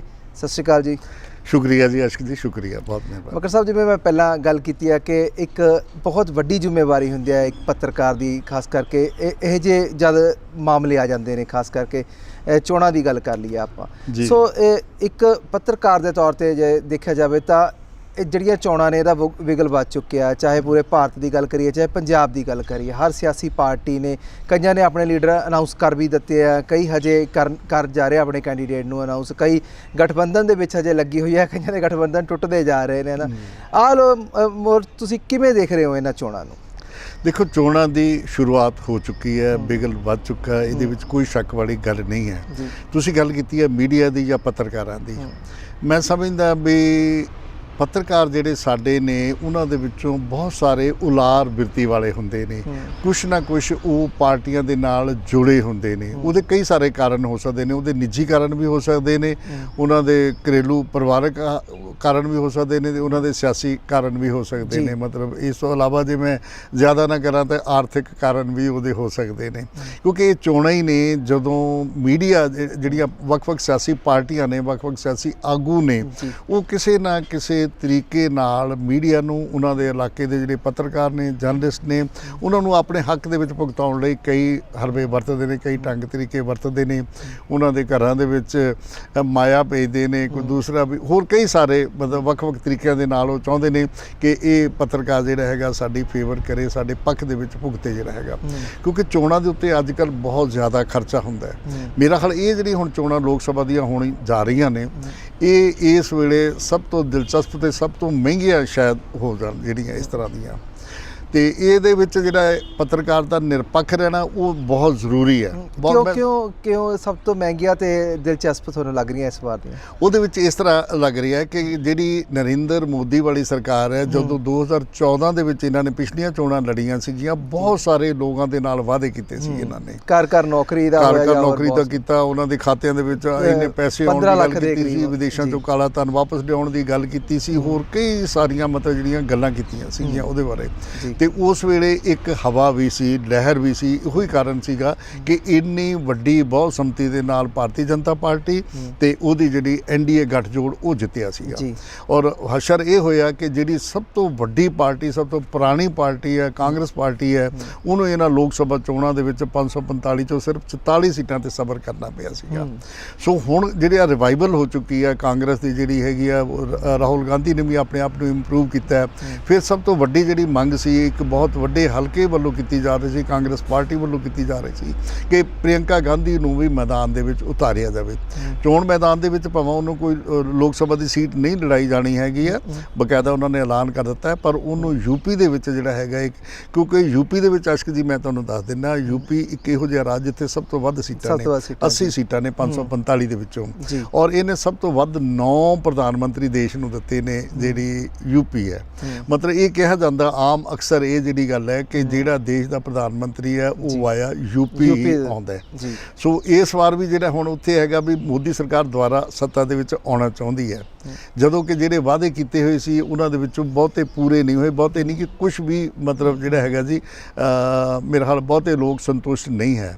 ਸੋ ਉਹ ਹੁਣ ਜਿਹੜਾ ਹੈਗਾ ਕਿ ਚੋਣਾਂ ਕੀ ਤੁਹਾਨੂੰ ਲੱਗਦਾ ਵੀ ਮੋਦੀ ਸਰਕਾਰ ਆਉਣਾ ਚਾਹੁੰਦੀ ਹੈ? ਕੀ ਕਾਰਨ ਲੱਗਦਾ ਕਿ ਮੋਦੀ ਸਰਕਾਰ ਇੰਨੀ ਕੁ ਮਜ਼ਬੂਤ ਹੋ ਚੁੱਕੀ ਹੈ ਜਾਂ ਬਾਕੀ ਹਜੇ ਪਾਰਟੀਆਂ ਕਮਜ਼ੋਰ ਨੇ ਤਾਂ ਮੋਦੀ ਸਰਕਾਰ ਆ ਸਕਦੀ ਹੈ? ਨਹੀਂ, ਮੋਦੀ ਸਰਕਾਰ ਤਾਂ ਇਹ ਦੇਖਦੀ ਹੈ ਵੀ ਅਸੀਂ ਸੱਤਾ ਦੇ ਵਿੱਚ ਲਾਜ਼ਮੀ ਆਵਾਂਗੇ ਕਿਉਂਕਿ ਅਸੀਂ ਸਾਰਾ ਕੁਝ ਕੀਤਾ ਹੈ। ਜਿਹੜਾ ਸਭ ਕੁਝ ਜਿਹੜਾ ਵੱਡਾ ਜਿਹੜਾ ਹੁਣ ਉਹਦੇ ਹੱਕ ਦੇ ਵਿੱਚ ਜਾਂਦਾ ਹੈ, ਜੇ ਰੀਸੈਂਟ ਜਿਹੜਾ ਹੁਣ ਹੋਇਆ ਪੁਲਵਾਮਾ ਹਮਲੇ ਤੋਂ ਬਾਅਦ ਜਿਹਦੇ ਵਿੱਚ ਸਾਡੇ 44 ਜਾਂਬਾਜ਼ ਜਿਹੜੇ CRP ਦੇ ਸੀਗੇ ਉਹ ਸ਼ਹਾਦਤ ਪ੍ਰਾਪਤ ਕਰ ਗਏ ਸੀਗੇ, ਉਸ ਤੋਂ ਬਾਅਦ ਮੋਦੀ ਨੇ ਜਿਹੜਾ ਇੱਕ ਦਾ ਪੇਚ ਖੇਡਿਆ ਹੈਗਾ ਉਹ ਸਰਜੀਕਲ ਸਟ੍ਰਾਈਕ 2 ਅਕਸਰ ਇੱਕ ਗੱਲ ਕਹੀ ਜਾਂਦੀ ਸੀ ਪਹਿਲਾਂ ਵੀ ਜਦ ਵੀ ਸ਼ਹਾਦਤ ਹੁੰਦੀ ਹੈ ਜਾਂ ਐਡਾ ਵੱਡਾ ਜੇ ਕੋਈ ਵੀ ਦੁਰਘਟਨਾ ਹੁੰਦੀ ਅਸਤੀਫੇ ਦਿੱਤੇ ਜਾਂਦੇ ਸੀ, ਪਰ ਇਸ ਵਾਰੀ ਵੋਟਾਂ ਮੰਗੀਆਂ ਜਾ ਰਹੀਆਂ। ਇਸ ਵਾਰੀ ਵੋਟਾਂ ਮੰਗੀਆਂ ਜਾ ਰਹੀਆਂ ਔਰ ਸਭ ਤੋਂ ਜਿਹੜੀ ਅਫਸੋਸਨਾਕ ਜਿਹੜੀ ਗੱਲ ਹੈ ਉਹ ਸ਼ਹੀਦਾਂ ਦੇ ਨਾਂ ਨੂੰ ਵਰਤਿਆ ਜਾ ਰਿਹਾ, ਉੱਥੇ ਉਹਨਾਂ ਦੇ ਆਪਣੇ ਚੋਲ ਦੱਸਿਆ ਦਾ। ਹਾਲਾਂਕਿ ਬਾਅਦ ਚੋਣ ਕਮਿਸ਼ਨ ਨੇ ਰੋਕ ਵੀ ਲਾ ਦਿੱਤੀ ਹੈ ਵੀ ਕੋਈ ਜਿਹੜਾ ਸ਼ਹੀਦ ਹੋਏ ਨੇ CRP ਦੀ ਜਾਂ ਕਿਸੇ ਵੀ ਸ਼ਹੀਦ ਦੀ ਨਾ ਉਹਦੀ ਤਸਵੀਰ ਵਰਤੀ ਜਾ ਸਕਦੀ ਹੈ, ਨਾ ਉਹਦਾ ਨਾਂ ਵਰਤਿਆ ਜਾ ਸਕਦਾ ਨਾ ਚੋਣਾਂ ਦੇ ਵਿੱਚ। ਇਹ ਸਾਡੇ ਹਿੰਦੁਸਤਾਨ ਦੇ ਵਿੱਚ ਹੀ ਬਹੁਤ ਇਸ ਤਰ੍ਹਾਂ ਜਿਹੜੀ ਬਹੁਤ ਅਫਸੋਸਨਾਕ ਪਹਿਲੂ ਹੈ, ਹੋਣਾ ਨਹੀਂ ਚਾਹੀਦਾ। ਪਰ BJP ਵਰਤ ਰਹੀ ਹੈ, ਠੀਕ ਹੈ, ਅਸੀਂ ਦੇਖਿਆ ਹੈ ਵੀ ਚਾਹੇ ਪੁਲਵਾਮਾ ਅਟੈਕ ਦੀ ਗੱਲ ਕਰੀਏ, ਸਰਜੀਕਲ ਸਟ੍ਰਾਈਕ ਦੀ ਗੱਲ ਕਰ ਰਹੀ ਹੈ, ਪਹਿਲਾਂ ਵੀ ਹੋਈਆਂ, ਪਹਿਲਾਂ ਵੀ ਮਨਮੋਹਨ ਸਿੰਘ ਦੇ ਟਾਈਮ ਵੀ ਬਹੁਤ ਹੋਈਆਂ ਨੇ, ਕਦੇ ਉਹਨਾਂ ਨੂੰ ਨਹੀਂ ਉਛਾਲਿਆ ਗਿਆ। ਇਸ ਵਾਰੀ ਕਰਿਆ, ਫਿਲਮਾਂ ਵੀ ਬਣੀਆਂ, ਬਾਲੀਵੁੱਡ ਨੇ ਵੀ ਚੱਕਿਆ, ਮੀਡੀਆ ਨੇ ਵੀ ਰੋਲ ਇਸ ਉੱਤੇ ਅਦਾ ਕੀਤਾ। ਕਿੰਨਾ ਕੁ ਮੋਦੀ ਸਰਕਾਰ ਇਸ ਨੂੰ ਕੈਸ਼ ਕਰੂਗੀ, ਇਹਨੂੰ ਕਿੰਨਾ ਕੁ ਫਾਇਦਾ ਲੈ ਲੂਗੀ ਇਸ ਨੂੰ ਲੈ ਕੇ? ਉਹਦੇ ਵਿੱਚ ਸਾਡਾ ਅਸ਼ਕ ਜੀ ਮੈਂ ਜਿਹੜੀ ਗੱਲ ਦੱਸਣੀ ਚਾਹੁੰਦਾ ਨਾ, ਇੱਥੇ ਵੱਖ-ਵੱਖ ਜਿਹੜੀ ਹੈ ਨਾ ਪੋਲੀਟੀਕਲ ਪਾਰਟੀਆਂ ਦਾ ਜਿਹੜਾ ਹੈਗਾ ਮਿਲਗੋਭਾ, ਜਿਹੜੀਆਂ ਲੋਕਲ ਪਾਰਟੀਆਂ ਨੇ, ਸਥਾਨਕ ਪਾਰਟੀਆਂ ਹੁੰਦੀਆਂ ਨੇ, ਉੱਥੇ ਜਿਵੇਂ ਇੱਥੇ ਪੰਜਾਬ ਦੇ ਵਿੱਚ ਆਪਾਂ ਗੱਲ ਕਰ ਲਈਏ, ਇੱਥੇ ਕਾਂਗਰਸ ਤੇ ਅਕਾਲੀ ਦਲ 2 ਮੇਨ ਸਟ੍ਰੀਮ ਪਾਰਟੀਆਂ ਨੇ। BJP ਉਹਦੀ ਭਾਈਵਾਲ ਪਾਰਟੀ ਹੈ, ਉੱਥੇ ਮੇਨ ਪਾਰਟੀ ਹੈ। ਇੱਥੇ ਤਾਂ ਸਿਰਫ 3 ਸੀਟਾਂ 13 ਚੋਂ 10 ਤੇ ਅਕਾਲੀ ਦਲ ਲੜਦਾ ਹੈ, 3 ਦੇ ਉੱਤੇ ਭਾਜਪਾ ਲੜਦੀ ਹੈ। ਲੇਕਿਨ ਜਿਹੜਾ ਸਾਡੇ ਫਿਰਕਾ ਪ੍ਰਸਤੀ ਹੈ ਨਾ ਹਿੰਦੁਸਤਾਨ ਦੇ ਵਿੱਚ ਜਿਹੜੀ ਹੈ, ਉਹ ਸਭ ਤੋਂ ਇੱਕ ਦੁਖਦਾਈ ਪਹਿਲੂ ਹੁੰਦਾ ਹੈ। ਜਿਹੜਾ ਹਿੰਦੂ, ਮੁਸਲਿਮ, ਸਿੱਖ, ਈਸਾਈ ਇਹ ਸਾਰਾ ਕੁਝ ਜਿਹੜੇ ਇਹ ਹੁੰਦੇ ਆ ਨਾ, ਇਹ ਬਹੁਤ ਜ਼ਿਆਦਾ ਹੁਣ ਜਿਹੜਾ ਜਦੋਂ ਉਹਨੇ ਸਰਜੀਕਲ ਸਟ੍ਰਾਈਕ ਕੀਤਾ ਪ੍ਰਧਾਨ ਮੰਤਰੀ ਮੋਦੀ ਨੇ, ਸਰਜੀਕਲ ਸਟ੍ਰਾਈਕ 2 ਜਿਹਨੂੰ ਕਿਹਾ ਜਾਂਦਾ ਪੁਲਵਾਮਾ ਹਮਲੇ ਤੋਂ ਬਾਅਦ ਜਿਹੜਾ ਸੀ, ਔਰ ਉਸ ਤੋਂ ਬਾਅਦ ਜਿਹੜਾ ਇੱਕ ਫਿਰਕਾ ਜਿਹੜਾ ਹੈਗਾ ਹਿੰਦੂ ਕਮਿਊਨਿਟੀ ਖਾਸ ਤੌਰ ਤੇ ਜਿਹੜਾ ਬਹੁਤ ਗਿਣਤੀ ਦੇ ਵਿੱਚ ਆ ਭਾਈਚਾਰਾ, ਉਹ ਬਹੁਤ ਜ਼ਿਆਦਾ ਮਤਲਬ ਖੁਸ਼ ਹੈ ਇਸ ਗੱਲ ਦੇ ਉੱਤੇ। ਉਹ ਮੋਦੀ ਦੀ ਇਹਨੂੰ ਸਭ ਤੋਂ ਵੱਡੀ ਪ੍ਰਾਪਤੀ ਦੱਸ ਰਿਹਾ। ਹਾਲਾਂਕਿ ਇਹਦੇ ਉੱਤੇ ਸਵਾਲ ਵੀ ਉੱਠੇ ਆ। ਇਹਨਾਂ ਨੇ ਇਹ ਕਿਹਾ ਸੀ ਵੀ 250 ਤੋਂ 300 ਤੱਕ ਜਿਹੜੇ ਬਾਲਕੋਟ ਦੇ ਵਿੱਚ ਉੱਥੇ ਮਰੇ ਨੇ ਜਿਹੜੇ ਦਹਿਸ਼ਤਗਰਦ ਹੈ, ਪਰ ਬਾਹਰ ਮੀਡੀਆ ਜਾਂ ਦੂਸਰੇ ਉਹ ਕਹਿੰਦੇ ਸੀ ਵੀ ਕੋਈ ਇਹੋ ਜਿਹੀ ਕੈਜੂਅਲਟੀ ਨਹੀਂ ਹੋਈ। ਜਾਂ ਕਈ ਉਹਨਾਂ ਵੱਲੋਂ ਜਿਹੜੀਆਂ ਕੁਝ ਤਸਵੀਰਾਂ, ਜਿਹੜੀ ਸੈਟੇਲਾਈਟ ਤਸਵੀਰਾਂ ਹੀ ਪੇਸ਼ ਕੀਤੀਆਂ ਗਈਆਂ ਜਿਸ ਦੇ ਵਿੱਚ ਇਹ ਕਿਤੇ ਕਿਤੇ ਝੂਠਾ ਸਾਬਿਤ ਹੁੰਦਾ ਜੋ ਉਧਰਲਾ ਮੀਡੀਆ ਦਾ। ਕਈ ਸਾਰੇ ਸਵਾਲ ਇਹਦੇ ਉੱਤੇ ਉੱਠੇ ਨੇ, ਬਿਲਕੁਲ ਉਹਨੂੰ ਸ਼ੱਕ ਦੀ ਨਿਗਾਹ ਨਾਲ ਯਾਨੀ ਕਿ ਦੇਖਿਆ ਜਾ ਰਿਹਾ। ਦੂਜਾ ਸਾਡਾ ਜਿਹੜਾ ਇਹ ਹੈਗਾ, ਅਸੀਂ ਜਦੋਂ ਗੱਲ ਕਰਦੇ ਹਾਂ, ਸਿਆਸਤ ਦੀ ਗੱਲ ਕਰਦੇ ਹਾਂ, ਤੇ ਉਹਦੇ ਵਿੱਚ ਸਭ ਤੋਂ ਪਹਿਲਾਂ ਜਿਹੜਾ ਇਹ ਹੁੰਦਾ ਨਾ vote bank, Hindu vote bank, ਤੇ ਦੂਸਰਾ ਮੇਨ ਕਿ ਜਿਵੇਂ ਮੈਂ ਦੱਸਿਆ ਮੇਨ ਸਟੇਟ ਜੇ ਪੰਜਾਬ ਦੇ ਵਿੱਚ ਕਾਂਗਰਸ ਅਕਾਲੀ ਦਲ ਹੈ ਤੇ ਉੱਥੇ ਕਾਂਗਰਸ ਤੇ ਭਾਜਪਾ, ਜਿਹੜੀ ਬਾਕੀ ਨੇਸ਼ਨ ਜਾਂ ਦੂਸਰੀਆਂ ਸਥਾਨਕ ਪਾਰਟੀਆਂ ਤਾਂ ਹੁੰਦੀਆਂ ਨੇ ਅੱਡ-ਅੱਡ, ਜਿਵੇਂ ਬੰਗਾਲ ਦੇ ਵਿੱਚ ਤ੍ਰਿਣਮੂਲ ਕਾਂਗਰਸ ਹੈ, ਸਾਊਥ ਦੇ ਵਿੱਚ ਦੂਸਰੀਆਂ ਪਾਰਟੀਆਂ ਨੇ, ਕਰਨਾਟਕ ਦੇ ਵਿੱਚ ਜਨਤਾ ਦਲ, ਬਿਹਾਰ ਦੇ ਵਿੱਚ ਜਨਤਾ ਦਲ ਜਾਂ ਦੂਸਰੀਆਂ, ਇਹ ਜਿਹੜੀਆਂ ਸਾਰੀਆਂ ਪਾਰਟੀਆਂ ਨੇ ਉਹਨਾਂ ਦਾ ਆਪਣਾ ਆਧਾਰ ਹੁੰਦਾ, ਜਿਵੇਂ ਇੱਥੇ ਅਕਾਲੀ ਦਲ ਦਾ ਆਧਾਰ ਹੈ। ਪਰ ਮੋਟੇ ਤੌਰ ਦੇ ਉੱਤੇ ਦੇਖਿਆ ਇਹ ਜਾਂਦਾ ਹੈਗਾ ਕਿ ਜਦੋਂ ਜੇ ਕਿਸੇ ਵੋਟਰ ਨੇ ਮਤਲਬ ਕਾਂਗਰਸ ਦੇ ਹੱਕ ਵਿੱਚ, ਪੰਜਾਬ ਦੀ ਮੈਂ ਆਪਾਂ ਸ਼ੁਰੂ ਗੱਲ ਕਰਦੀ ਹੈ ਗੱਲ ਇੱਥੇ ਜੀ, ਜਿਵੇਂ ਇਹ ਇੱਥੇ 13 ਸੀਟਾਂ ਦੇ ਉੱਤੇ ਜਿਹੜੀ ਹੈ ਲੜਾਈ ਹੋਣੀ ਆ ਦੋਹਾਂ ਮੇਨ ਸਟ੍ਰੀਮ ਪਾਰਟੀਆਂ ਦੇ ਵਿੱਚ ਹੋਣੀ ਆ, ਕਾਂਗਰਸ ਔਰ ਅਕਾਲੀ ਦਲ ਦੇ ਵਿਚਕਾਰ ਜਿਹੜੀ ਹੈਗੀ ਆ। ਹਾਲਾਂਕਿ ਅਕਾਲੀ ਦਲ ਦੀ ਹੁਣ ਉਹ ਸਥਿਤੀ ਨਹੀਂ ਜਿਹੜੀ ਪਿਛਲੀਆਂ ਚੋਣਾਂ ਦੇ ਵਿੱਚ, ਲੋਕ ਸਭਾ ਚੋਣਾਂ ਦੇ ਵਿੱਚ ਸੀਗੀ, ਜਿਹੜੀ ਬਹੁਤ ਹਾਲਤ ਪਤਲੀ ਹੈ, ਕਈ ਕਾਰਨਾਂ ਕਰਕੇ ਉਹਨਾਂ ਦੀ ਜਿਹੜੀ ਹਾਲਤ ਹੋ ਸਕਦੀ ਹੈ। ਪਰ ਦੂਜਾ ਕਾਰਨ ਉਹਨਾਂ ਨੂੰ ਬੈਨੀਫਿਟ ਸਿਰਫ ਇਸ ਗੱਲ ਦਾ ਮਿਲਣਾ ਹੈਗਾ ਕਿ ਜਿਹੜਾ ਕਾਂਗਰਸ ਨੂੰ ਵੋਟ ਨਹੀਂ ਪਾਉਣਾ ਚਾਹੁੰਦਾ ਉਹਦੇ ਕੋਲ ਹੋਰ ਬਦਲ ਕੋਈ ਨਹੀਂ, ਕਿਉਂਕਿ ਜਿਹੜੀ ਆਮ ਆਦਮੀ ਪਾਰਟੀ ਹੈ ਬਿਲਕੁਲ ਉਹਦਾ ਜਿਵੇਂ ਆਮ ਚਰਚਾ ਇਹ ਜਿਵੇਂ ਜਿਹੜਾ BJP ਨੂੰ ਨਹੀਂ ਪਾਉਣਾ ਚਾਹੁੰਦਾ ਤਾਂ ਉਹ ਅਕਾਲੀ ਦਲ ਨੂੰ ਪਾਵੇਗਾ ਤਾਂ ਉਹ BJP ਨੂੰ ਜਾਣੀ ਹੋ ਜਾਣੀ, ਉਹ BJP ਨੂੰ ਜਾਣੀ ਹੈ। ਬਿਲਕੁਲ ਐਗਜ਼ੈਕਟਲੀ। ਕਿਤੇ ਨਾ ਕਿਤੇ ਇਹ ਤੁਹਾਨੂੰ ਲੱਗਦਾ ਵੀ ਭਾਜਪਾ ਪਹਿਲਾ ਗਠਬੰਧਨ ਕਰਕੇ ਪੋਜ਼ਿਟਿਵ ਪੁਆਇੰਟ ਲੈ ਗਈ ਹੈ ਤੇ ਹਜੇ ਤੱਕ ਕਾਂਗਰਸ ਜਿਹੜਾ ਮਹਾਗਠਬੰਧਨ ਹੈ ਉਹ ਹਜੇ ਹੁਣ ਜਿਹੜਾ ਬਾਅਦ 'ਚ ਹੁੰਦਾ ਪਿਆ ਉਹ ਸ਼ਾਇਦ ਹਜੇ ਤੱਕ ਜਿਹੜਾ ਅਜੇ ਵੀ ਕਈ ਸਟੇਟਾਂ ਦੇ ਵਿੱਚ ਨਾ, ਕਈ ਸੂਬਿਆਂ ਦੇ ਵਿੱਚ ਅਜੇ ਤੱਕ ਇਹ ਹੋਂਦ ਦੇ ਵਿੱਚ ਨਹੀਂ ਆਇਆ, ਅਜੇ ਵੀ ਗੱਲਬਾਤ ਚੱਲ ਰਹੀ ਹੈ। ਸਭ ਤੋਂ ਵੱਡਾ ਕਾਂਗਰਸ ਨੂੰ ਨੁਕਸਾਨ ਜਿਹੜਾ ਦਿਖ ਰਿਹਾ ਉਹ ਯੂਪੀ 'ਚ ਦਿਖ ਰਿਹਾ ਹੈਗਾ, ਕਿਉਂਕਿ ਯੂਪੀ ਦੇ ਵਿੱਚ ਸਭ ਤੋਂ ਪਹਿਲਾਂ ਇਹਨਾਂ ਨੇ ਪਾਰਟੀ ਦਾ ਆਪਣਾ ਹੈਗਾ, ਬੀਜੇਪੀ ਦਾ ਆਪਣਾ ਹੈਗਾ। ਉੱਥੇ ਜਿਹੜਾ ਸਮਾਜਵਾਦੀ ਪਾਰਟੀ ਔਰ ਮਾਇਆਵਤੀ ਦੀ ਜਿਹੜੀ ਪਾਰਟੀ ਹੈ ਬਸਪਾ, ਉਹਨਾਂ ਨੇ ਆਪਸ ਦੇ ਵਿੱਚ ਅਲਾਇੰਸ ਕਰ ਲਿਆ। 80 ਦੇ ਵਿੱਚੋਂ ਉਹਨਾਂ ਨੇ ਕਿਹਾ ਸਿਰਫ ਅਸੀਂ 7 ਸੀਟਾਂ ਛੱਡਣੀਆਂ ਨੇ, ਬਾਕੀ ਉਹਨਾਂ ਸੀਟਾਂ ਦੇ ਉੱਤੇ ਉਹ ਕਰ ਲਿਆ ਜੀ, ਆਪਣਾ ਅਲਾਇੰਸ ਕਰ ਲਿਆ। ਹੁਣ ਜੇ ਕਾਂਗਰਸ ਉੱਥੇ ਲੜਦੀ ਹੈ, ਚੋਣ ਲੜਦੀ ਹੈ, ਤੇ ਡਿਵੀਜ਼ਨ ਵੋਟਾਂ ਦੀ ਵੰਡ ਬੈਨੀਫਿਟ ਭਾਜਪਾ ਨੂੰ। ਅੱਛਾ, ਕਿਤੇ ਨਾ ਕਿਤੇ ਕਾਂਗਰਸ ਇਹ ਇਲਜ਼ਾਮਬਾਜ਼ੀ ਜੋ ਭਾਜਪਾ ਉੱਤੇ ਲਾ ਰਹੀ ਹੈ ਵੀ ਜੇਕਰ ਭਾਜਪਾ ਜਿਹੜੀ ਹੈਗੀ ਹੈ ਜੇ ਦੁਬਾਰਾ ਸੱਤਾ 'ਚ ਜਾਂ ਭਾਜਪਾ ਜੇ ਜਿਹੜੀ ਆਪਣੀ ਇਲੈਕਸ਼ਨ ਲੜ ਰਹੀ ਹੈ ਉਹ ਕਿਤੇ ਨਾ ਕਿਤੇ ਭਗਵੇਂ ਰੰਗ ਨੂੰ ਲੈ ਕੇ ਲੜ ਰਹੀ ਹੈ ਜਾਂ ਕਿਤੇ ਨਾ ਕਿਤੇ ਇਹ ਹਿੰਦੂਇਜ਼ਮ ਨੂੰ ਫੈਲਾਉਣ ਦੇ ਚੱਕਰ 'ਚ ਲੜ ਰਹੀ ਹੈ, ਤਾਂ ਉਹ ਇਲਜ਼ਾਮਬਾਜ਼ੀਆਂ ਕਾਂਗਰਸ ਵੱਲੋਂ ਕੀਤੀਆਂ ਜਾ ਰਹੀਆਂ। ਕੀ ਸੋਚਦੇ ਤੁਸੀਂ ਇਸ ਐਂਗਲ ਨੂੰ? ਦੇਖੋ, ਸਿਆਸੀ ਪਾਰਟੀਆਂ ਤਾਂ ਜਿਹੜੀਆਂ ਹੈਗੀਆਂ ਨੇ ਨਾ, ਜੇ ਭਾਜਪਾ ਦੇ ਖਿਲਾਫ ਉਹਨਾਂ ਨੇ ਪ੍ਰਚਾਰ ਕੁਝ ਵੀ ਕਰ ਸਕਦੇ ਨੇ, ਕਿਉਂਕਿ ਰਾਮ ਮੰਦਰ ਮੁੱਦਾ ਸਭ ਤੋਂ ਵੱਡਾ ਜਿਹੜਾ ਹੈਗਾ, ਸਾਰੀ ਹਿੰਦੂ ਜਮਾਤ ਲਈ ਜਿਹੜਾ ਹੈਗਾ ਸਭ ਤੋਂ ਵੱਡਾ ਰਾਮ ਮੰਦਰ, ਅਯੁੱਧਿਆ ਦਾ ਮਾਮਲਾ ਮੁਸਲਮਾਨ ਉਹਦੇ ਲਈ ਹੈ। ਹੋਰ ਕਈ ਸਾਰੇ ਕਾਰਨ ਹੁੰਦੇ ਆ, ਇਹਦੇ ਵਿੱਚ ਕੋਈ ਸ਼ੱਕ ਵਾਲੀ ਗੱਲ ਨਹੀਂ ਕਿ ਜਿਹੜੀ ਜਦੋਂ ਦੇ ਮੋਦੀ ਪ੍ਰਧਾਨ ਮੰਤਰੀ ਬਣੇ ਨੇ ਜਾਂ ਸਿਆਸਤ ਦੇ ਵਿੱਚ ਆਏ ਨੇ, ਇਸ ਜਿਹੜੀ ਭਗਵਾਂ ਪਾਰਟੀ ਕਹੀ ਜਾਂਦੀ ਹੈ, ਇਹਨੂੰ ਪਹਿਲਾਂ ਜਨ ਸੰਘ ਸੀ, ਫਿਰ ਭਾਰਤੀ ਜਨਤਾ ਪਾਰਟੀ ਬਣ ਗਈ। ਇਸ ਤਰ੍ਹਾਂ ਇਹਦੇ ਪਿੱਛੇ ਸਿਰਫ RSS ਦਾ ਜਿਹੜਾ ਬੋਲਬਾਲਾ ਹੁੰਦਾ ਸੀਗਾ, ਉਹ ਇਹਦੇ ਮੋਢਿਆਂ ਦੇ ਉੱਤੇ ਹੱਥ ਰੱਖ ਕੇ ਸਾਰਾ ਕੁਝ ਚਲਾਉਂਦੀ ਸੀਗੀ। ਇਹ ਤਾਂ ਇੱਕ ਹੁੰਦੀਆਂ ਸੀ ਰਿਬੋਟ ਦੇ ਤਰ੍ਹਾਂ ਜਿਹੜੀ ਸਿਆਸੀ ਪਾਰਟੀਆਂ ਸੀ। ਪਰ ਜਦੋਂ ਦਾ ਮੋਦੀ ਇਹ ਆਇਆ, ਹੁਣ RSS ਬਿਲਕੁਲ ਪਿੱਛੇ ਚਲੀ ਗਈ ਹੈ। RSS ਦੀ ਕੋਈ ਵਿਚਾਰਧਾਰਾ ਨਹੀਂ, ਕਿਉਂਕਿ ਮੋਦੀ RSS ਦੇ ਵਿੱਚੋਂ ਆਇਆ। ਔਰ ਜਿਹੜੇ ਜ਼ਿਆਦਾ ਮੁੱਖ ਮੰਤਰੀ ਲਾਏ ਨੇ, ਜਿਵੇਂ ਹਰਿਆਣਾ ਦੇ ਵਿੱਚ ਹੈਗੇ ਆ ਮਨੋਹਰ ਲਾਲ ਖੱਟੜ ਹੈਗੇ ਆ, UP ਦੇ ਵਿੱਚ ਹੈ, ਇਹ ਸਾਰੇ RSS ਦੀ ਬੈਕਗਰਾਊਂਡ ਵਾਲੇ ਹੈ। ਇਹਦੇ ਵਿੱਚ ਕੋਈ ਸ਼ੱਕ ਨਹੀਂ ਹੈਗੀ ਕਿ RSS ਦਾ ਵਾਰ ਮੋਦੀ ਖੁਦ ਕਰ ਰਿਹਾ, ਕਿਉਂਕਿ RSS ਦਾ ਇੱਕ ਬਹੁਤ ਵੱਡਾ ਸਟਰੋਂਗ ਮਤਲਬ ਵਰਕਰ ਰਿਹਾ ਹੈਗਾ ਜਿਹੜਾ। ਤੇ ਇਹਦੇ ਵਿੱਚ ਕਾਂਗਰਸ ਦੇ ਜਿਹੜੇ ਇਸ ਤਰ੍ਹਾਂ ਦੇ ਦੂਸ਼ਣ ਲਾਏ ਜਾ ਰਹੇ ਨੇ, ਕੋਈ ਉਹਦੇ ਵਿੱਚ ਕੋਈ ਗਲਤ ਗੱਲ ਵੀ ਨਹੀਂ ਹੈ। ਕਿਤੇ ਨਾ ਕਿਤੇ ਇਹ ਲੱਗਦਾ ਵੀ ਇੱਕ ਦੂਜੇ ਤੇ ਇਲਜ਼ਾਮਬਾਜ਼ੀਆਂ ਜਿਹੜੇ ਲੀਡਰ ਲਾਉਂਦੇ ਨੇ, ਚਾਹੇ ਪੰਜਾਬ ਦੇ ਲੀਡਰਾਂ ਦੀ ਗੱਲ ਕਰੀਏ, ਨੈਸ਼ਨਲ ਲੀਡਰਾਂ ਦੀ ਗੱਲ ਕਰੀਏ, ਇਲਜ਼ਾਮਬਾਜ਼ੀ ਜਿਹੜੇ ਮੇਨ ਮੁੱਦੇ ਨੇ ਉਹ ਕਿਤੇ ਨਾ ਕਿਤੇ ਖੁੱਸ ਜਾਂਦੇ ਨੇ, ਖਤਮ ਹੋ ਜਾਂਦੇ ਨੇ। ਆਮ ਗਰੀਬ ਜਿਹੜਾ ਹਮੇਸ਼ਾ ਹਰ ਚੋਣ ਦੇ ਵਿੱਚ ਹੋ ਰਿਹਾ, ਇਸੇ ਤਰ੍ਹਾਂ ਵੀ ਹੁਣ ਹੁੰਦਾ ਰਿਹਾ। ਇੱਥੇ ਇਹ ਤਾਂ ਸਿਰਫ ਜਦੋਂ ਚੋਣ ਪ੍ਰਚਾਰ ਹੁੰਦਾ ਨਾ ਸਟੇਟ ਲੈਵਲ ਦਾ, ਜਦੋਂ ਵਿਧਾਨ ਸਭਾ ਚੋਣਾਂ ਹੁੰਦੀਆਂ ਨੇ, ਉਦੋਂ ਜਿਸ ਤਰ੍ਹਾਂ ਆਪਣਾ ਕੈਪਟਨ ਅਮਰਿੰਦਰ ਸਿੰਘ ਨੇ ਕੀਤਾ ਸੀਗਾ, ਉਦੋਂ ਤਾਂ ਉਭਾਰੇ ਹੀ ਕੈਪਟਨ ਅਮਰਿੰਦਰ ਸਿੰਘ ਨੂੰ ਗਿਆ ਸੀਗਾ ਨਾ। ਪੰਜਾਬ ਚਾਹੁੰਦਾ ਹੈ ਕੈਪਟਨ ਅਮਰਿੰਦਰ ਦੀ ਸਰਕਾਰ, ਕੈਪਟਨ ਦੀ ਸਰਕਾਰ ਜਿਹੜਾ ਉਭਾਰਿਆ ਗਿਆ। ਮੈਨੀਫੈਸਟੋ ਦੇ ਵਿੱਚ ਬੜੇ ਵਾਅਦੇ ਕੀਤੇ ਗਏ, ਸਾਰਾ ਕੁਝ ਜਿਹੜੇ ਉਹਨਾਂ ਦੇ ਵਿੱਚੋਂ ਅਜੇ ਪੂਰੇ ਨਹੀਂ ਹੋਏ, ਬਹੁਤ ਸਾਰੇ ਪੂਰੇ ਨਹੀਂ ਹੋਏ, ਇਹ ਕਰਦੀਆਂ ਨੇ। ਪਰ ਕਿਉਂਕਿ ਆਪਾਂ ਲੋਕ ਸਭਾ ਚੋਣਾਂ ਦੀ ਗੱਲ ਕਰ ਰਹੇ ਹਾਂ, ਤੇ ਇਸ ਕਰਕੇ ਆਪਾਂ ਉਸ ਪੰਜਾਬ ਦੀ ਸਿਆਸਤ ਵੱਲ ਜਾਂ ਵਿਧਾਨ ਸਭਾ ਚੋਣਾਂ ਵੱਲ ਨਾ ਜਾਈਏ, ਤੇ ਗੱਲ ਸਿਰਫ ਲੋਕ ਸਭਾ ਚੋਣਾਂ ਤੱਕ ਸੀਮਤ ਰਹੀ ਹੈ, ਬਿਹਤਰ ਹੈ। ਕਾਂਗਰਸ ਜਿਹੜੀ ਹੈ ਉਹ ਕਿਤੇ ਨਾ ਕਿਤੇ ਹਜੇ ਵੀ ਚੋਣਾਂ 'ਚ ਕਮਜ਼ੋਰ ਹੈ, ਚਾਹੇ ਉਹ ਪੰਜਾਬ ਆ ਚਾਹੇ ਪੰਜਾਬ ਤੋਂ ਬਾਹਰ ਆ, ਕਿਤੇ ਨਾ ਕਿਤੇ ਕਮਜ਼ੋਰ ਹੈ। ਕਿ ਇਹ ਵੀ ਕਿਤੇ ਸਾਹਮਣੇ ਆਉਂਦਾ ਹੈ ਕਿ ਉਹਨਾਂ ਕੋਲ ਹਜੇ ਤੱਕ ਪ੍ਰਧਾਨ ਮੰਤਰੀ ਫੇਸ ਨਹੀਂ ਹੈਗਾ। ਜੇਕਰ ਦੁਬਾਰਾ ਮਨਮੋਹਨ ਸਿੰਘ ਨੂੰ ਲਿਆਉਂਦਾ ਜਾਂਦਾ ਫੇਸ ਦੇ ਤੌਰ 'ਤੇ, ਕੀ ਮਜ਼ਬੂਤੀ ਮਿਲੂਗੀ? ਮੈਂ ਸਮਝਦਾ ਵੀ ਇਹ ਤੁਹਾਡੀ ਗੱਲ ਕਾਫੀ ਹੱਦ ਤੱਕ ਠੀਕ ਹੈ ਵੀ ਕਾਂਗਰਸ ਕਮਜ਼ੋਰ ਹੈ, ਪਰ ਹੁਣ ਇੰਨੀ ਵੀ ਕਮਜ਼ੋਰ ਨਹੀਂ। ਪੰਜਾਬ ਦੇ ਵਿੱਚ ਤਾਂ ਘੱਟੋ ਘੱਟ ਨਹੀਂ ਹੈ। ਦੇਖੋ, ਪਿਛਲੀ ਵਾਰੀ ਜਦੋਂ ਹੁਣ 14 ਦੇ ਵਿੱਚ ਚੋਣਾਂ ਹੋਈਆਂ ਸੀ, ਉਹਦੇ ਵਿੱਚ ਇਸ ਤਰ੍ਹਾਂ ਸੀ ਕਿ ਇਹ ਤਿੰਨੇ ਪਾਰਟੀਆਂ 4-4 ਸੀਟਾਂ ਲੈ ਕੇ ਗਈਆਂ ਸੀਗੀਆਂ ਜੀ। ਤੁਹਾਨੂੰ ਪਤਾ ਹੈ ਆਮ ਆਦਮੀ ਪਾਰਟੀ ਨੂੰ ਵੀ 4 ਸੀਟਾਂ ਮਿਲ ਗਈਆਂ ਸੀ, ਅਕਾਲੀ ਦਲ ਨੂੰ ਵੀ 4 ਸੀਟਾਂ ਮਿਲ ਗਈਆਂ ਸੀ, ਇਹਨਾਂ ਨੂੰ ਵੀ। ਹੁਣ ਮੈਂ ਸਮਝਦਾ ਕਿ ਜਿਹੜੀਆਂ ਆਮ ਆਦਮੀ ਪਾਰਟੀ ਜੇ 4 ਸੀਟਾਂ ਦੇ ਵਿੱਚੋਂ ਜੇ ਸਾਡੇ ਲੋਕ ਮਤਲਬ ਵੀ ਥੋੜ੍ਹਾ ਜਿਹਾ ਕਿ ਸਿਆਣਪ ਕਰ ਜਾਣ, ਔਰ ਜਿਹੜੀ ਸਿਆਣਪ ਕਰਨੀ ਬਣਦੀ ਵੀ ਹੈ, ਤਾਂ 13 ਦੇ ਵਿੱਚੋਂ ਮੈਂ ਸਮਝਦਾ ਵੀ ਇੱਕ ਸੀਟ ਜੇ ਜਿੱਤ ਸਕਦਾ ਕੋਈ, ਜਿਹੜੀ ਜਿੱਤਣੀ ਚਾਹੀਦੀ ਹੋਵੇ, ਉਹ ਭਗਵੰਤ ਮਾਨ ਹੈ। ਹੋਰ ਕੋਈ ਨਹੀਂ ਜਿੱਤ ਸਕਦਾ ਜੀ ਉਹਦੇ ਵਿੱਚੋਂ। ਜਿਹੜੀਆਂ ਆਪ ਦੇ ਵਿੱਚੋਂ ਬਿਖਰ ਕੇ ਦੂਸਰੀਆਂ ਪਾਰਟੀਆਂ ਜਿਹੜੀਆਂ ਬਣੀਆਂ ਨੇ, ਜਿਸ ਤਰ੍ਹਾਂ ਹੁਣ ਸੁਖਪਾਲ ਖਹਿਰੇ ਦੀ ਪਾਰਟੀ ਹੈ, ਸੁਖਪਾਲ ਖਹਿਰਾ ਆਪ ਉੱਥੇ ਪੰਜਾਬ ਏਕਤਾ ਪਾਰਟੀ, ਲੋਕ ਇਨਸਾਫ ਪਾਰਟੀ, ਕਿੰਨੀਆਂ ਪਾਰਟੀਆਂ ਬਣ ਗਈਆਂ, ਦੂਸਰੇ ਹੋਰ ਬਣ ਗਏ, ਛੋਟੇ ਅਕਾਲੀ ਦਲ ਚੋਂ ਵੀ ਨਿਕਲ ਗਿਆ, ਅਕਾਲੀ ਦਲ ਟਕਸਾਲੀ ਬਣ ਗਿਆ, ਹੋਰ ਬਣ ਗਏ। ਅਕਾਲੀ ਦਲ ਮਾਨ ਇੱਕ ਵੱਖਰਾ ਮਤਲਬ ਹੈਗੀ ਐਂਟੀਟੀ ਪਹਿਲਾਂ ਤੋਂ ਹੀ ਹੈ। ਸੋ ਇਹ ਜਿਹੜੀਆਂ ਗੱਲਾਂ ਨੇ ਨਾ ਜੀ, ਮਤਲਬ ਪੰਜਾਬ ਦੇ ਵਿੱਚ ਕਾਂਗਰਸ ਬਿਲਕੁਲ ਨਹੀਂ। ਹੁਣ ਜਿਹੜਾ ਫਾਇਦਾ ਉਠਾਉਣਾ ਹੈ, ਮਤਲਬ ਅੱਗੇ ਸਿਰਫ 4 ਸੀਟਾਂ ਸੀ, ਹੁਣ ਪੰਜਾਬ ਦੇ ਵਿੱਚੋਂ ਜਿਹੜਾ ਇਹ ਹੈ ਕਿ ਜੇ ਅਕਾਲੀ ਦਲ ਨੂੰ ਕੋਈ ਸੀਟ ਮਿਲਦੀ ਹੈ, ਮੈਂ ਇਹ ਕਹਿ ਰਿਹਾ ਜੇ ਅਕਾਲੀ ਦਲ ਨੂੰ ਕੋਈ ਸੀਟ ਮਿਲਣੀ ਹੈ ਤਾਂ ਉਹ ਸਿਰਫ ਮੋਦੀ ਕਰਕੇ ਮਿਲਣੀ ਹੈ, BJP ਕਰਕੇ ਮਿਲਣੀ ਹੈ। ਕਿਉਂਕਿ ਜਿਹੜੇ ਕਾਂਗਰਸ ਨੂੰ ਵੋਟ ਨਹੀਂ ਪਾਉਣਾ ਚਾਹੁੰਦੇ, ਉਹ ਆਪ ਨੂੰ ਨਹੀਂ ਪਾਉਣਗੇ ਐਕਸੈਪਟ, ਕਿਉਂਕਿ ਆਪ ਦਾ ਖਿਲਾਰਾ ਪਿਆ। ਦੇਖੋ, ਗੱਲ ਆਪਾਂ ਆਮ ਆਦਮੀ ਪਾਰਟੀ ਤੇ ਜੇ ਕਰ ਰਹੇ ਹਾਂ, ਹੁਣ ਸੁਖਪਾਲ ਸਿੰਘ ਖਹਿਰਾ ਨੇ ਬਠਿੰਡਾ ਤੋਂ ਜਾ ਕੇ ਉਹ ਕਹਿੰਦਾ ਮੈਂ ਚੋਣ ਲੜਨੀ ਹੈ, ਉਹ ਜਾ ਵੀ ਰਿਹਾ, ਪ੍ਰਚਾਰ ਵੀ ਸ਼ੁਰੂ ਕਰ ਦਿੱਤਾ। ਦੇਖੋ, ਉੱਥੇ ਹਰਸਿਮਰਤ ਕੌਰ ਬਾਦਲ ਦਾ ਤਾਂ ਮੰਨਿਆ, ਉਹਨੇ ਉੱਥੇ ਕੀਤੀ ਹੈ, ਮਤਲਬ ਕੰਮ ਕੀਤੇ ਨੇ ਹਲਕੇ ਦੇ ਵਿੱਚ। ਦੂਜਾ ਲੜੀ ਹੈ, 2 ਵਾਰ ਚੋਣ ਲੜੀ ਹੈ, 2 ਵਾਰ ਜਿੱਤੀ ਵੀ ਹੈ। ਇਹ ਵੱਖਰੀ ਗੱਲ ਹੈ ਵੀ ਪਹਿਲੀ ਵਾਰ ਜਦੋਂ ਜਿੱਤੀ ਸੀ 2009 ਦੇ ਵਿੱਚ, ਤੇ ਮਾਰਜਨ 1.25 ਲੱਖ ਦੇ ਕਰੀਬ ਸੀ। ਹੁਣ ਸਿਰਫ 19,000 ਮਾਰਜਨ ਰਹਿ ਗਿਆ ਸੀਗਾ 2014 ਦੇ ਵਿੱਚ ਮਨਪ੍ਰੀਤ ਬਾਦਲ ਤੋਂ। ਮਨਪ੍ਰੀਤ ਬਾਦਲ ਉੱਥੇ ਚੋਣ ਲੜਿਆ, ਹਾਰ ਗਿਆ, ਵੱਖਰੀ ਗੱਲ ਹੈ। ਮਤਲਬ ਜਿੱਤ ਹਾਰ ਬਣੀ ਹੋਈ ਹੈ ਚੋਣਾਂ ਦੇ ਵਿੱਚ ਹੈ। ਪਰ ਖੈਰੇ ਦਾ ਉੱਥੇ ਜਾ ਕੇ ਕੀ ਬੀਜਿਆ ਹੋਇਆ ਵੀ ਜਿਹੜਾ ਉੱਥੇ ਜਾ ਕੇ ਵੱਢ ਲੈਣਾ ਉਹਨੇ ਸਾਰਾ ਕੁਝ। ਪੰਜਾਬ ਦੇ ਤੁਸੀਂ ਕਹਿੰਦੇ ਹੋ, ਠੀਕ ਹੈ, ਮੈਂ ਤੁਹਾਡੀ ਗੱਲ ਸਹਿਮਤ ਆ ਵੀ ਹੁਣ BJP ਨੂੰ ਪਾਉਣਗੇ। ਅਕਾਲੀ ਦਲ ਤੋਂ ਲੋਕ ਬਹੁਤ ਸਾਰੇ ਅਕਾਲੀ ਦਲ ਤੋਂ ਵੀ ਨਾ ਖੁਸ਼ ਨੇ, ਕਿਉਂਕਿ ਬਹੁਤ ਸਾਰੇ ਬੇਅਦਬੀਆਂ ਜਿਹੜੀਆਂ ਹੋਈਆਂ ਨੇ, ਬੇਅਦਬੀਆਂ ਦਾ ਇਲਜ਼ਾਮ ਹਜੇ ਤੱਕ ਅਕਾਲੀ ਦਲ ਜਿਹੜਾ ਉਹ ਆਪਣੇ ਸਿਰ ਤੇ ਚੱਕੀ ਬੈਠਾ ਹੈ, ਨਹੀਂ ਨਿਕਲ ਪਾ ਰਿਹਾ ਹੈਗਾ ਨਾ।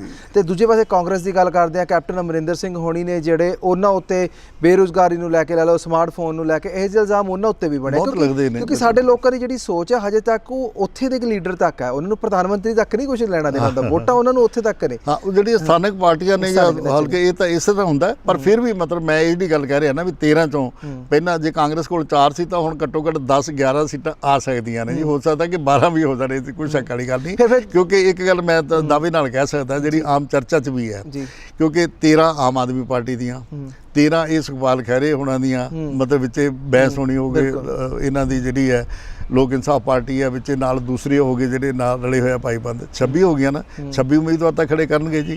ਇਹ ਦਾਅਵੇ ਨਾਲ ਕਿਹਾ ਜਾ ਸਕਦਾ ਕਿ 26 ਦੇ ਵਿੱਚੋਂ 25 ਦੀਆਂ ਜ਼ਮਾਨਤਾਂ ਜ਼ਬਤ ਹੋਣਗੀਆਂ। ਕਹਾਵਤ ਨਹੀਂ ਲੱਗਦੀ ਮੈਨੂੰ ਸੱਚ ਦੀ ਵੀ ਬਾਂਦਰਾਂ ਦੀ ਲੜਾਈ ਵਾਲਾ ਬਿੱਲੀ ਫਾਇਦਾ ਲੈ ਜਵੇ, ਉਹ ਚਲੋ ਇਹ ਸ਼ਬਦ ਤਾਂ ਮੈਂ ਨਹੀਂ ਕਹਿੰਦਾ, ਚਲੋ ਇਹਦੇ ਵਿੱਚ ਕਿਉਂਕਿ ਬਹੁਤ ਕਈ ਸਿਆਣੇ ਸੁਘੜ ਸਿਆਣੇ ਸਿਆਸਤਦਾਨ ਵੀ ਹੈਗੇ ਨੇ। ਹੁਣ ਤੁਸੀਂ ਸ਼ਾਹਕੋਟ ਜ਼ਿਮਨੀ ਚੋਣ ਜਿਹੜੀ ਹੋਈ ਸੀ ਪਿੱਛੇ, ਉਹਦਾ ਦੇਖ ਲਿਆ ਹੋਵੇਗਾ, ਆਮ ਆਦਮੀ ਪਾਰਟੀ ਦਾ ਜਿਹੜਾ ਕੈਂਡੀਡੇਟ ਸੀ ਉਹਨੂੰ ਵੋਟ ਹੀ 2000 ਮਿਲੀ, ਉਹਦੀ ਜ਼ਮਾਨਤ ਸਾਰੀ ਜ਼ਬਤ ਹੋ ਗਈ ਸੀਗੀ ਜੀ। ਔਰ ਹਾਲਾਂਕਿ ਉਹਦੇ ਤੇ ਜਿਹੜਾ ਕਾਂਗਰਸ ਦਾ ਕੈਂਡੀਡੇਟ ਹੈ ਉਹਦੇ ਉੱਤੇ ਕਈ ਸਾਰੇ ਇਲਜ਼ਾਮ ਲੱਗੇ ਸੀ ਮਾਈਨਿੰਗ ਦੇ, ਦੂਸਰਾ ਸਾਰਾ ਕੁਝ ਬੜੀ ਸ਼ਾਨ ਨਾਲ ਜਿੱਤ ਕੇ ਗਿਆ। ਉਹਦਾ ਵਿਧਾਨ ਸਭਾ ਦੇ ਵਿੱਚ ਆਧਾਰ ਹੁੰਦਾ ਹੈ। ਹੁਣ ਲੋਕ ਸਭਾ ਦੇ ਵਿੱਚ ਹੈ ਵੀ ਤੁਸੀਂ ਦੇਖੋ ਇਸ ਵੇਲੇ ਸਭ ਤੋਂ ਜਿਹੜੀ ਦਿਲਚਸਪ ਸੀਟ ਬਣਨ ਜਾ ਰਹੀ ਹੈ ਉਹ ਅਨੰਦਪੁਰ ਸਾਹਿਬ ਹੈ ਜੀ। ਲੇਕਿਨ ਅਨੰਦਪੁਰ ਸਾਹਿਬ ਦੇ ਵਿੱਚ ਜਿਹੜੀ ਲੜਾਈ ਹੋਣੀ ਹੈ ਨਾ, ਉਹ ਅਕਾਲੀ ਦਲ ਤੇ ਕਾਂਗਰਸ ਦੇ ਵਿਚਕਾਰ ਹੀ ਹੋਣੀ ਹੈ। ਜਿਵੇਂ ਮੈਂ ਕਿਹਾ ਮੇਨ ਸੀਟ ਉੱਥੇ ਚੰਦੂਮਾਜਰਾ ਦੇ ਵਿਚਕਾਰ ਹੋਣੀ ਹੈ, ਕਿਉਂਕਿ ਅਕਾਲੀ ਦਲ ਨੇ ਕੈਂਡੀਡੇਟ ਅਨਾਉਂਸ ਦਿੱਤਾ, ਆਪਣਾ ਐਲਾਨ ਕਰ ਦਿੱਤਾ। ਕਾਂਗਰਸ ਦਾ ਜਿਹੜਾ ਵੀ ਹੋਏ, ਅੰਬਿਕਾ ਸੋਨੀ ਆ ਜਾਂ ਉਹਦਾ ਬੇਟਾ ਆ ਜਾਵੇ ਜਾਂ ਕੋਈ ਵੀ ਹੋਵੇ, ਉਸ ਐਵਰ ਮੇ ਵੀ। ਕਾਂਗਰਸ ਦਾ ਹਜੇ ਤੱਕ ਆਪਾਂ ਪਿੱਛੇ ਵੀ ਨਜ਼ਰ ਮਾਰੀਏ ਜਾਂ ਹੁਣ ਵੀ ਦੇਖਦੇ ਪਏ ਹਾਂ, ਕਾਂਗਰਸ ਹਮੇਸ਼ਾ ਹੀ ਜਾ ਕੇ ਲਾਸਟ 'ਚ ਅਨਾਉਂਸ ਕਰਦੀ ਹੈ ਨਾ, ਕਿਉਂਕਿ ਹਮੇਸ਼ਾ ਹੀ ਸੋਚਦੀ ਰਹਿੰਦੀ ਹੈ ਕੀ ਗੱਲ, ਕਿਉਂ ਡਰ ਰਹਿੰਦਾ ਜਾਂ ਉਹਨੂੰ ਇਹ ਰਹਿੰਦਾ ਵੀ ਮੈਂ ਚੈੱਕ ਕਰਾਂ ਵੀ ਬੰਦੇ ਕਿਹੜੇ ਮਾੜੇ ਨੇ, ਕਿਹੜੇ ਆ ਜਾਂਦੇ ਆ ਮੈਦਾਨ ਦੇ ਵਿੱਚ। ਅੱਜ ਵੀ ਖੈਰ ਉੱਥੇ ਦਿੱਲੀ ਦੇ ਵਿੱਚ ਜਦੋਂ ਆਪਾਂ ਗੱਲ ਕਰ ਰਹੇ ਹਾਂ, ਉੱਥੇ ਕਾਂਗਰਸ ਵਰਕਿੰਗ ਕਮੇਟੀ ਦੀ ਮੀਟਿੰਗ ਹੋਈ ਸੀ, ਦੂਜੀਆਂ ਸੂਚੀਆਂ ਦਿੱਤੀਆਂ ਹੋਈਆਂ ਨੇ। ਮਤਲਬ ਇਹਦੇ ਵਿੱਚ ਇੱਕ ਗੱਲ, ਇਹਦੇ ਕੋਈ ਸ਼ੱਕ ਨਹੀਂ ਵੀ 13 ਸੀਟਾਂ ਦੇ ਵਿੱਚੋਂ ਕਾਂਗਰਸ ਨੇ ਆਪਣੇ 10 ਉਮੀਦਵਾਰਾਂ ਬਾਰੇ ਫੈਸਲਾ ਕਰ ਲਿਆ, ਲਗਭਗ ਕਰ ਲਿਆ। ਉਹ ਮੈਦਾਨ ਦੇ ਵਿੱਚ ਨੇ, ਸਰਗਰਮੀ ਨਾਲ ਕੰਮ ਵੀ ਕਰ ਰਹੇ ਆ। ਜਿਹੜਾ ਰਸਮੀ ਐਲਾਨ ਉਹ ਅਜੇ ਹੋਣਾ ਬਾਕੀ ਹੈ। ਸਿਰਫ 1, 2, 3 ਸੀਟਾਂ ਦੇ ਉੱਤੇ ਜ਼ਰੂਰ ਅਜੇ ਥੋੜ੍ਹਾ ਜਿਹਾ ਹੈਗਾ ਵੀ ਇਹਨੂੰ ਬਦਲਿਆ ਜਾਵੇ। ਜਿਹੜੀ ਫਰੀਦਕੋਟ ਦੀ ਸੀਟ ਹੈ ਜਾਂ 1-2 ਹੋਰ ਸੀਟਾਂ ਨੇ, ਹੋਰ ਉਹਦੇ ਵਿੱਚ ਕੋਈ ਨਹੀਂ, ਬਾਕੀ ਸੀਟਾਂ ਬਿਲਕੁਲ ਕਲੀਅਰ ਨੇ। ਔਰ ਜਿਹੜੇ ਉੱਥੇ MP ਨੇ ਜਿਹੜੇ ਉਹਨਾਂ ਨੂੰ ਉਤਾਰੇ ਜਾਣੇ ਨੇ, ਹੁਣ ਗੁਰਦਾਸਪੁਰ ਤੋਂ ਸੁਨੀਲ ਜਾਖੜ ਦੀ ਲੈ ਲਓ, ਲੁਧਿਆਣੇ ਤੋਂ ਰਮਨੀਤ ਸਿੰਘ ਬਿੱਟੂ ਦੀ ਲੈ ਲਓ, ਉਹਨਾਂ ਨੇ ਆਪਣਾ ਕੰਮ ਸ਼ੁਰੂ ਕੀਤਾ ਹੋਇਆ। ਹੋਰ ਜਿਹੜੇ ਵੀ ਹੈਗੇ ਨੇ, ਸਿਰਫ ਕੋਈ 1-2 ਸੀਟਾਂ ਦੇ ਉੱਤੇ ਜਿਹੜੇ ਹੈਗੇ ਚਾਰਿਕ ਜਿਹੜਾ ਐਲਾਨ ਹੋਣਾ ਬਾਕੀ ਹੈ। ਅੱਛਾ, ਤੁਸੀਂ ਭਗਵੰਤ ਮਾਨ ਦੀ ਸੀਟ ਦੀ ਗੱਲ ਕੀਤੀ ਹੈ, ਪਹਿਲਾਂ ਹੀ ਜਿਹੜੀਆਂ ਆਪਾਂ ਆਮ ਆਦਮੀ ਪਾਰਟੀ ਦੀ ਗੱਲ ਕਰਦੇ ਹਾਂ, 4 ਸੀਟਾਂ ਆਮ ਆਦਮੀ ਪਾਰਟੀ ਕੋਲ ਆਈਆਂ ਨੇ, ਹਨਾ, ਤੇ ਉਹਨਾਂ ਨੂੰ ਟਾਈਮ ਦਿੱਤਾ ਜਾਂਦਾ, ਬੋਲਣ ਦਾ ਕੁਝ ਸਮਾਂ ਮਿਲਦਾ। ਜੇ ਕੱਲ੍ਹ ਭਗਵੰਤ ਮਾਨ ਆਉਂਦੇ ਆ ਜਿੱਤ ਕੇ, ਤਾਂ ਉਹਨਾਂ ਕੋਲ ਟਾਈਮ ਬਿਲਕੁਲ ਨਹੀਂ ਮਿਲਣਾ, ਤੇ ਉਹ ਕੀ ਗੱਲ ਰੱਖਣਗੇ ਤੇ ਕਿਸ ਪਾਰਟੀ ਨੂੰ ਕੀ ਕਹਿਣਗੇ? ਤੁਹਾਨੂੰ ਲੱਗਦਾ ਵੀ ਉਹਨਾਂ ਜਿੱਤਣ ਦਾ ਫਾਇਦਾ ਵੀ ਹੋਊਗਾ ਕਿਸੇ ਪਾਸੇ ਪਾਰਲੀਮੈਂਟ ਦੇ ਵਿੱਚ? ਜੀ ਨਹੀਂ, ਬਿਲਕੁਲ ਹੋਊਗਾ। ਦੇਖੋ, ਜੇ ਅੱਗੇ 4 ਦੇ ਵਿੱਚੋਂ ਵੀ ਗਿਆ ਨਾ, ਤੇ ਸਭ ਤੋਂ ਜ਼ਿਆਦਾ ਜਿਹੜਾ ਹੈਗਾ ਜੀ ਉਹ ਭਗਵੰਤ ਮਾਨ ਹੀ ਹੈ, ਕਿਉਂਕਿ 2 ਤਾਂ ਜਿਹੜੇ ਹੈਗੇ ਸੀ ਇਹਨਾਂ ਨੇ ਪਹਿਲਾਂ ਹੀ ਮਤਲਬ ਸਸਪੈਂਡ ਕਰਤੇ, ਡਾਕਟਰ ਧਰਮਵੀਰ ਗਾਂਧੀ ਤੇ ਹਰਿੰਦਰ ਸਿੰਘ ਖਾਲਸਾ ਇੱਥੇ ਇਸ ਹਲਕੇ ਤੋਂ। ਔਰ ਇਹਦੇ 'ਚ ਕੋਈ ਸ਼ੱਕ ਵਾਲੀ ਗੱਲ ਨਹੀਂ, ਗਾਂਧੀ ਦੀ ਵੀ ਕਾਰਗੁਜ਼ਾਰੀ ਅੱਛੀ ਰਹੀ ਹੈ ਉਹ। ਲੇਕਿਨ ਸਭ ਤੋਂ ਜ਼ਿਆਦਾ ਜੇ ਕੋਈ ਪਾਰਲੀਮੈਂਟ ਦੇ ਵਿੱਚ ਬੋਲਿਆ, ਜੇ ਸਵਾਲ ਚੁੱਕੇ, ਜੇ ਮੁੱਦੇ ਚੁੱਕੇ ਆ ਜਾਂ ਲੋਕਾਂ ਦੇ ਮੁੱਦੇ ਉਭਾਰੇ ਹੈ ਲੋਕ ਪੱਖੀ, ਤੇ ਉਹ ਭਗਵੰਤ ਮਾਨ ਜ਼ਰੂਰ ਬੋਲੇ ਆ, ਮੈਂ ਉਹ ਗੱਲ ਨਹੀਂ ਕਰ ਰਿਹਾ, ਭਗਵੰਤ ਮਾਨ ਬੋਲੇ ਆ, ਪਰ ਜਿਹੜਾ ਸਮਾਂ ਮਿਲਦਾ ਹੁੰਦਾ ਇੱਕ ਪਾਰਟੀ ਦੀ ਜਿਹੜੀ ਸਟਰੈਂਥ ਮੁਤਾਬਕ ਸਮਾਂ ਮਿਲਦਾ। ਜੇ ਕੱਲੀ ਜਿੱਤ ਕੇ ਜਾਂਦੇ ਨੇ ਤਾਂ ਕੀ ਸਮਾਂ ਬਚੂਗਾ ਉਹਨਾਂ ਕੋਲ, ਕੀ ਬੋਲਣਗੇ ਉਹ? ਨਹੀਂ, ਕੁਝ ਵੀ ਹੋਵੇ, ਮਤਲਬ ਜੇ ਕੱਲਾ ਦੇਖੋ, ਇੱਕ ਵੀ ਬੰਦਾ ਕਈ ਵਾਰੀ ਜਿਹੜਾ ਹੁੰਦਾ ਨਾ, ਉਹਦੀ ਇੱਕ ਆਵਾਜ਼ ਵੀ ਜਿਹੜੀ ਹੈ ਨਾ ਜੀ, ਭਾਵੇਂ ਉਹ ਕਿਤੇ ਤੁਸੀਂ 365 ਦਿਨ ਆਪਾਂ ਜੇ ਗੱਲ ਕਰੀ ਜਾਈਏ ਸਾਲ ਦੇ, ਇੱਕ ਉਹਨਾਂ ਕਈ ਵਾਰੀ ਉਨੀ ਉਹਦੀ ਨਹੀਂ ਪੈਂਦੀ, ਬੁਕਤ ਨਹੀਂ ਪੈਂਦੀ। ਪਰ ਜਦੋਂ ਇੱਕ ਆਦਮੀ ਆ ਕੇ ਭਾਵੇਂ ਮਹੀਨੇ ਦੇ ਵਿੱਚ ਇੱਕ ਵੀ ਵਾਰੀ ਗੱਲ ਕਰ ਜੇ ਤੇ ਉਹਦੀ ਬੁਕਤ ਪੈਂਦੀ ਹੁੰਦੀ ਹੈ। ਅੱਛਾ, ਕੈਪਟਨ ਅਮਰਿੰਦਰ ਸਿੰਘ ਹੋਣਾ ਨੇ ਹੁਣ ਤੱਕ ਜਿੰਨਾ ਕੁ ਕੰਮ ਕੀਤਾ ਪੰਜਾਬ ਦਾ ਸਭ ਨੂੰ ਹੀ ਪਤਾ, ਹਨਾ, ਸਾਰਿਆਂ ਸਾਹਮਣੇ ਹੀ ਆ ਰਿਹਾ ਹੈਗਾ, ਤੇ ਉਹਨਾਂ ਦੀ ਛਵੀ ਕੀ ਕਾਂਗਰਸ ਦੇ ਉੱਤੇ ਕਿਤੇ ਨਾ ਕਿਤੇ ਖਰਾਬ ਪ੍ਰਦਰਸ਼ਨ ਦੇ ਵਿੱਚ ਸ਼ਾਮਿਲ ਹੋ ਸਕਦੀ ਹੈ? ਨਹੀਂ, ਖਰਾਬ ਪ੍ਰਦਰਸ਼ਨ ਤੁਸੀਂ ਸੂਬੇ ਦੀ ਗੱਲ ਕਰ ਰਹੇ ਹੋ ਨਾ, ਇਸ ਵੇਲੇ ਵਿਧਾਨ ਸਭਾ ਚੋਣਾਂ ਤੋਂ ਬਾਅਦ 2 ਸਾਲ ਪੂਰੇ ਕਰ ਲਏ ਆ, ਪੰਜਾਬ ਦੀ ਗੱਲ ਕਰ ਰਹੇ ਹੋ ਨਾ ਜੀ। ਪੰਜਾਬ ਲੋਕ ਸਭਾ ਉੱਤੇ ਕਿੰਨਾ ਫਰਕ ਪਾਓਗੇ ਉਹਨਾਂ ਸ਼ਬਦ? ਨਹੀਂ, ਲੋਕ ਸਭਾ ਦੇ ਵਿੱਚ ਇਹਦਾ ਕੋਈ ਫਰਕ ਨਹੀਂ ਪੈਣਾ, ਮੈਂ ਸਮਝਦਾ, ਕਿਉਂਕਿ ਇਹ ਸਥਾਨਕ ਜਿਹੜੀਆਂ ਚੋਣਾਂ ਹੁੰਦੀਆਂ ਨੇ ਵਿਧਾਨ ਸਭਾ ਦੀਆਂ, ਇਹਦੇ ਵਿੱਚ ਅੱਡ ਪੱਖ ਤੇ ਹੁੰਦਾ, ਜਿਹੜੀ ਲੋਕ ਸਭਾ ਦੀਆਂ ਨੇ ਜੋ ਬਿਲਕੁਲ ਹੈ। ਹਾਲਾਂਕਿ ਸਥਾਨਕ ਪਾਰਟੀਆਂ ਦਾ ਬਹੁਤ ਇਹਦੇ ਵਿੱਚ ਹੁੰਦਾ, ਕਿਉਂਕਿ ਹੁਣ ਜੇ ਆਪਾਂ ਵੈਸਟ ਬੰਗਾਲ ਦੀ ਗੱਲ ਕਰ ਲਈਏ, ਵੈਸਟ ਬੰਗਾਲ ਦੇ ਵਿੱਚ ਹੁਣ ਉੱਥੇ ਜਿਹੜੀ ਹੈ ਦੇਖੋ, ਪਹਿਲਾਂ ਲੈਫਟ ਦਾ ਬੋਲਬਾਲਾ ਸੀ, ਉੱਥੇ ਖੱਬੇ ਪੱਖੀਆਂ ਦਾ ਬੋਲਬਾਲਾ ਸੀਗਾ। ਜੋਤੀ ਬਸੂ ਸਾਡੇ ਪ੍ਰਕਾਸ਼ ਸਿੰਘ ਬਾਦਲ ਨਾਲੋਂ ਜ਼ਿਆਦਾ ਵਾਰ ਮੁੱਖ ਮੰਤਰੀ ਰਹੇ ਔਰ ਬੜੇ ਬਜ਼ੁਰਗ ਉਹਦੇ ਸਿਆਸਤਦਾਨ ਸੀਗੇ। ਲੇਕਿਨ ਹੁਣ ਤ੍ਰਿਣਮੂਲ ਕਾਂਗਰਸ ਬਣਾ ਕੇ ਮਮਤਾ ਬੈਨਰਜੀ ਨੇ ਸਭ ਨੂੰ ਉੱਥੇ ਬਿਲਕੁਲ ਪਾਰ ਦਿੱਤਾ। ਕਿਸੇ ਦੀ ਜ਼ਰੂਰਤ ਨਹੀਂ ਨਾ ਅਮਿਤ ਸ਼ਾਹ ਦੀ ਤੇ ਨਾ ਮੋਦੀ ਦੀ, ਤੇ ਜਿਹੜਾ ਜਾ ਕੇ ਉਹਨੂੰ ਮੰਗਾਰ ਸਕੇ। ਕਰਦੇ ਆ, ਲੜਦੇ ਵੀ ਆ, ਪਹਿਲਾਂ ਨਾਲੋਂ ਸ਼ਾਇਦ ਬੈਟਰ ਪਰਫਾਰਮ ਕਰ ਜਾਣ, ਪਰ ਉਹ ਮਾਇਆਵਤੀ ਮਤਲਬ ਇੱਥੇ ਇਹ ਜਿਹੜੇ ਆ ਨਾ, ਇਹਨਾਂ ਤਿੰਨਾਂ ਜਿਹੜੇ ਆਗੂ ਨੇ ਲੀਡਰ ਸਾਡੇ ਆ, ਪ੍ਰਧਾਨ ਮੰਤਰੀ ਮੋਦੀ, ਇੱਕ ਮਮਤਾ ਬੈਨਰਜੀ ਤੇ ਇੱਕ ਮਾਇਆਵਤੀ ਬਾਰੇ ਇੱਕ ਜਿਹੜੀ ਹੈ ਨਾ ਸਿਆਸਤ ਦੇ ਵਿੱਚ ਨਵੀਂ ਮਤਲਬ ਜਿਹੜੀ ਹੈ ਨਾ ਇੱਕ ਆਈ ਹੈ ਇਹ ਕਿ ਇੱਕ ਤਾਂ ਹੁੰਦਾ ਲੋਕ ਰਾਜ, ਇੱਕ ਹੁੰਦਾ ਤਾਨਾਸ਼ਾਹ। ਤਾਨਾਸ਼ਾਹ ਉੱਥੇ ਹੁੰਦੇ ਆ ਜਿੱਥੇ ਲੋਕਤੰਤਰ ਨਹੀਂ ਹੁੰਦਾ, ਪਰ ਇੱਥੇ ਇਹ ਹੋਇਆ ਵੀ ਇਹ ਲੋਕ ਰਾਜੀ ਤਾਨਾਸ਼ਾਹ ਨੇ ਤਿੰਨੇ ਹੀ, ਪ੍ਰਧਾਨ ਮੰਤਰੀ ਨਰਿੰਦਰ ਮੋਦੀ, ਮਮਤਾ ਬੈਨਰਜੀ ਤੇ ਉਧਰੋਂ ਮਾਇਆਵਤੀ। ਤਾਨਾਸ਼ਾਹ ਇਸ ਤਰ੍ਹਾਂ ਵੀ ਇਹ ਸਿਰਫ ਆਪਣੀ ਗੱਲ ਮਨਾਉਂਦੇ ਆ, ਆਪਣੀ ਗੱਲ ਰੱਖਦੇ ਆ, ਸੁਣਦੇ ਕਿਸੇ ਦੀ ਨਹੀਂ। ਇਹ ਤਿੰਨਾਂ ਤੇ ਲਾਗੂ ਹੁੰਦੀ ਹੈ ਬਿਲਕੁਲ ਇਹ ਗੱਲ। ਇਹ ਜਿਹੜੀ ਮੈਂ ਇਹਦੇ ਨਾਲ ਘੱਟੋ ਘੱਟ ਸਹਿਮਤ। ਅੱਛਾ, ਮੋਦੀ ਉਹਨਾਂ ਨੇ ਪਿੱਛੇ ਜਿਹੜੇ ਫੈਸਲੇ ਕੀਤੇ, ਚਾਹੇ ਨੋਟਬੰਦੀ ਦਾ ਫੈਸਲਾ ਸੀ, ਚਾਹੇ ਕੁਝ ਹੋਰ ਐਸੇ ਫੈਸਲੇ ਜਿਹੜੇ ਕਿ ਬਹੁਤ ਸਾਰੇ ਲੋਕਾਂ ਨੂੰ ਨਾ ਗਵਾਰਾ ਰਹੇ ਨੇ, ਚਾਹੇ ਜੀਐਸਟੀ ਦਾ ਸਭ ਤੋਂ ਨੋਟਬੰਦੀ ਤੋਂ ਬਾਅਦ ਜੀਐਸਟੀ ਦਾ ਵੱਡਾ ਫੈਸਲਾ ਸੀ। ਦੂਜੇ ਨੰਬਰ ਤੇ ਕੁਝ ਜਿਹੜੇ ਮਾਲਿਆ ਵਰਗੇ, ਨੀਰਵ ਮੋਦੀ ਵਰਗੇ ਜਿਹੜੇ ਦੇਸ਼ ਤੋਂ ਭੱਜੇ, ਕਿਉਂਕਿ ਆਪਣੇ ਆਪ ਨੂੰ ਚੌਂਕੀਦਾਰ ਕਹਿੰਦੇ ਇਹੋ ਜਿਹੇ ਚੌਂਕੀਦਾਰ ਦਾ ਕੀ ਕਹਿਣਾ ਜੇ ਸੁੱਤੇ ਪਏ ਲੋਕ ਭੱਜ ਜਾਣ ਇੱਥੋਂ। ਕਿੰਨਾ ਕੁ ਉਹ ਜਿਹੜਾ ਪ੍ਰਦਰਸ਼ਨ ਰਿਹਾ ਉਹ ਵੋਟਾਂ ਦੇ ਵਿੱਚ ਨੁਕਸਾਨ? ਦੇਖੋ ਜੀ, ਬਹੁਤ ਸਾਰੀਆਂ ਗੱਲਾਂ ਹਾਸੋ ਹੀ ਨਹੀਂ ਆਸ਼ਕ ਜੀ ਹੁੰਦੀਆਂ ਨੇ, ਬਹੁਤ ਸਾਰੀਆਂ ਗੱਲਾਂ ਹਾਸੋ ਹੀ ਨਹੀਂ ਆ। ਮਤਲਬ ਇਹ ਉਹ ਚੌਕੀਦਾਰ ਨੇ ਜਿਨ੍ਹਾਂ ਸਾਰਿਆਂ ਨੂੰ Z+ ਸਿਕਿਉਰਿਟੀ ਮਿਲੀ ਹੋਈ ਹੈ।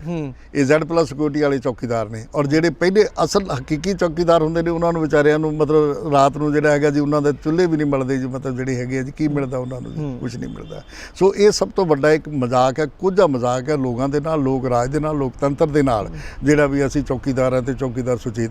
ਜੇ ਚੌਕੀਦਾਰ ਇਹ ਹੁੰਦੇ ਤਾਂ ਇਹ ਲੱਖਾਂ ਕਰੋੜਾਂ ਰੁਪਏ ਲੈ ਕੇ ਜਿਹੜੇ ਉੱਤੇ ਮਾਲਿਆ ਹੈ, ਵਿਜੇ ਮਾਲਿਆ, ਇਹਨਾਂ ਦਾ ਆਪਣਾ ਹੀ ਸੀਗਾ, MP ਸੀਗਾ, ਔਰ ਦੂਸਰੇ ਫਿਰਦੇ ਨੀਰਵ ਮੋਦੀ ਬਾਹਰ ਫਿਰਦਾ, ਦੇਖੋ ਉਹ ਲੈ ਗਿਆ ਉਹਦੇ ਬੰਗਲੇ ਢਾ ਲਓ, ਆਹ ਲਾ ਲਓ, ਡਾਇਨਾਮਾਈਟ ਕਰਕੇ। ਉਹਦੇ ਕੀ ਫਰਕ ਹੈ ਹੁਣ? ਨਹੀਂ, ਕਿਤੇ ਨਾ ਕਿਤੇ ਇੱਕ ਗੱਲ ਜ਼ਰੂਰ ਆ, ਫਿਰ ਜਿਹੜਾ ਸੋਸ਼ਲ ਮੀਡੀਆ ਤੇ ਮਸ਼ਹੂਰ ਹੋਈ ਆ ਵੀ ਜਿਹੜਾ ਇਹ ਕੈਲੀਫੋਰਨੀਆ ਜਾਂ ਜਾਪਾਨ ਬਣਾਉਣ ਨੂੰ ਦੇਸ਼ ਨੂੰ ਫਿਰਦੇ ਸੀਗੇ, ਨੇਪਾਲ ਜ਼ਰੂਰ ਬਣ ਗਿਆ, ਵੀ ਸਾਰੀ ਚੌਕੀਦਾਰ ਬਣ ਗਏ ਆਪਾਂ, ਤੇ ਦੇਸ਼ ਜਿਹੜਾ ਆ ਹੋਰ ਪਾਸੇ ਨੂੰ ਹੱਥਾਂ 'ਚ ਜਾ ਰਿਹਾ। ਦੇਖੋ ਇਹ ਇੱਕ ਬਹੁਤ ਹੀ ਹਾਸੋਹੀਣੀਆਂ ਗੱਲਾਂ ਹੁੰਦੀਆਂ ਨੇ ਲੋਕਾਂ ਨੂੰ। ਮਤਲਬ ਇਹ ਜਿਹੜਾ ਨਾ ਜੀ, ਮੈਂ ਇੱਕ ਗੱਲ ਸਮਝਦਾ ਵੀ ਜਿਹੜੇ ਸਾਡੇ ਸਿਆਸਤਦਾਨ ਨੇ ਨਾ, ਜਾਂ ਜਿਹੜੇ ਮੰਤਰੀ ਜਾਂ ਸੰਤਰੀ ਜੋ ਵੀ ਆਪਣੇ ਆਪ ਨੂੰ ਕਹਾਉਂਦੇ ਨੇ ਨਾ, ਇਹ ਲੋਕਾਂ ਨੂੰ ਮੂਰਖ ਨਾ ਸਮਝਣ। ਲੋਕ ਇੰਨੇ ਮੂਰਖ ਨਹੀਂ ਹੁੰਦੇ, ਉਹ ਹਰ ਗੱਲ ਪਛਾਣਦੇ ਆ। ਸਿਰਫ ਚੌਕੀਦਾਰ ਕਹਿਣ ਦੇ ਨਾਲੋਂ ਮਤਲਬ ਇਹ ਨਹੀਂ ਬਣ ਜਾਂਦਾ ਇੱਕ ਜੁਮਲਾ। ਜੇ ਮਤਲਬ ਉਹਨੇ ਰਾਹੁਲ ਗਾਂਧੀ ਨੇ ਕਹਿਤਾ ਵੀ ਚੌਕੀਦਾਰ ਜਿਹੜਾ ਹੈਗਾ ਵੀ ਚੋਰ ਹੈ, ਖੁਦ ਚੋਰ ਹੈ, ਮਤਲਬ ਉਹ ਇੱਕ ਸੀਗਾ, ਉਹ ਜੁਮਲਾ ਇਹੋ ਜਿਹਾ ਬਣਾਤਾ ਵੀ ਅਸੀਂ ਚੌਕੀਦਾਰ ਹਾਂ ਤੇ ਅਸੀਂ ਬੜਾ ਦੇਖ ਰਹੇ ਹਾਂ, ਸਾਰਾ ਕੁਛ ਹੀ ਹੈ ਜੀ। ਹੁਣ ਮਤਲਬ ਚੌਕੀਦਾਰ ਜਿਹੜਾ ਸਾਰੇ ਦੇਸ਼ ਦੇ ਜੇ ਚੌਕੀਦਾਰ ਹੋ ਗਏ ਤੇ ਬਾਕੀ ਤਾਂ ਫਿਰ ਹੈ ਕੀ ਹੈ ਜੀ।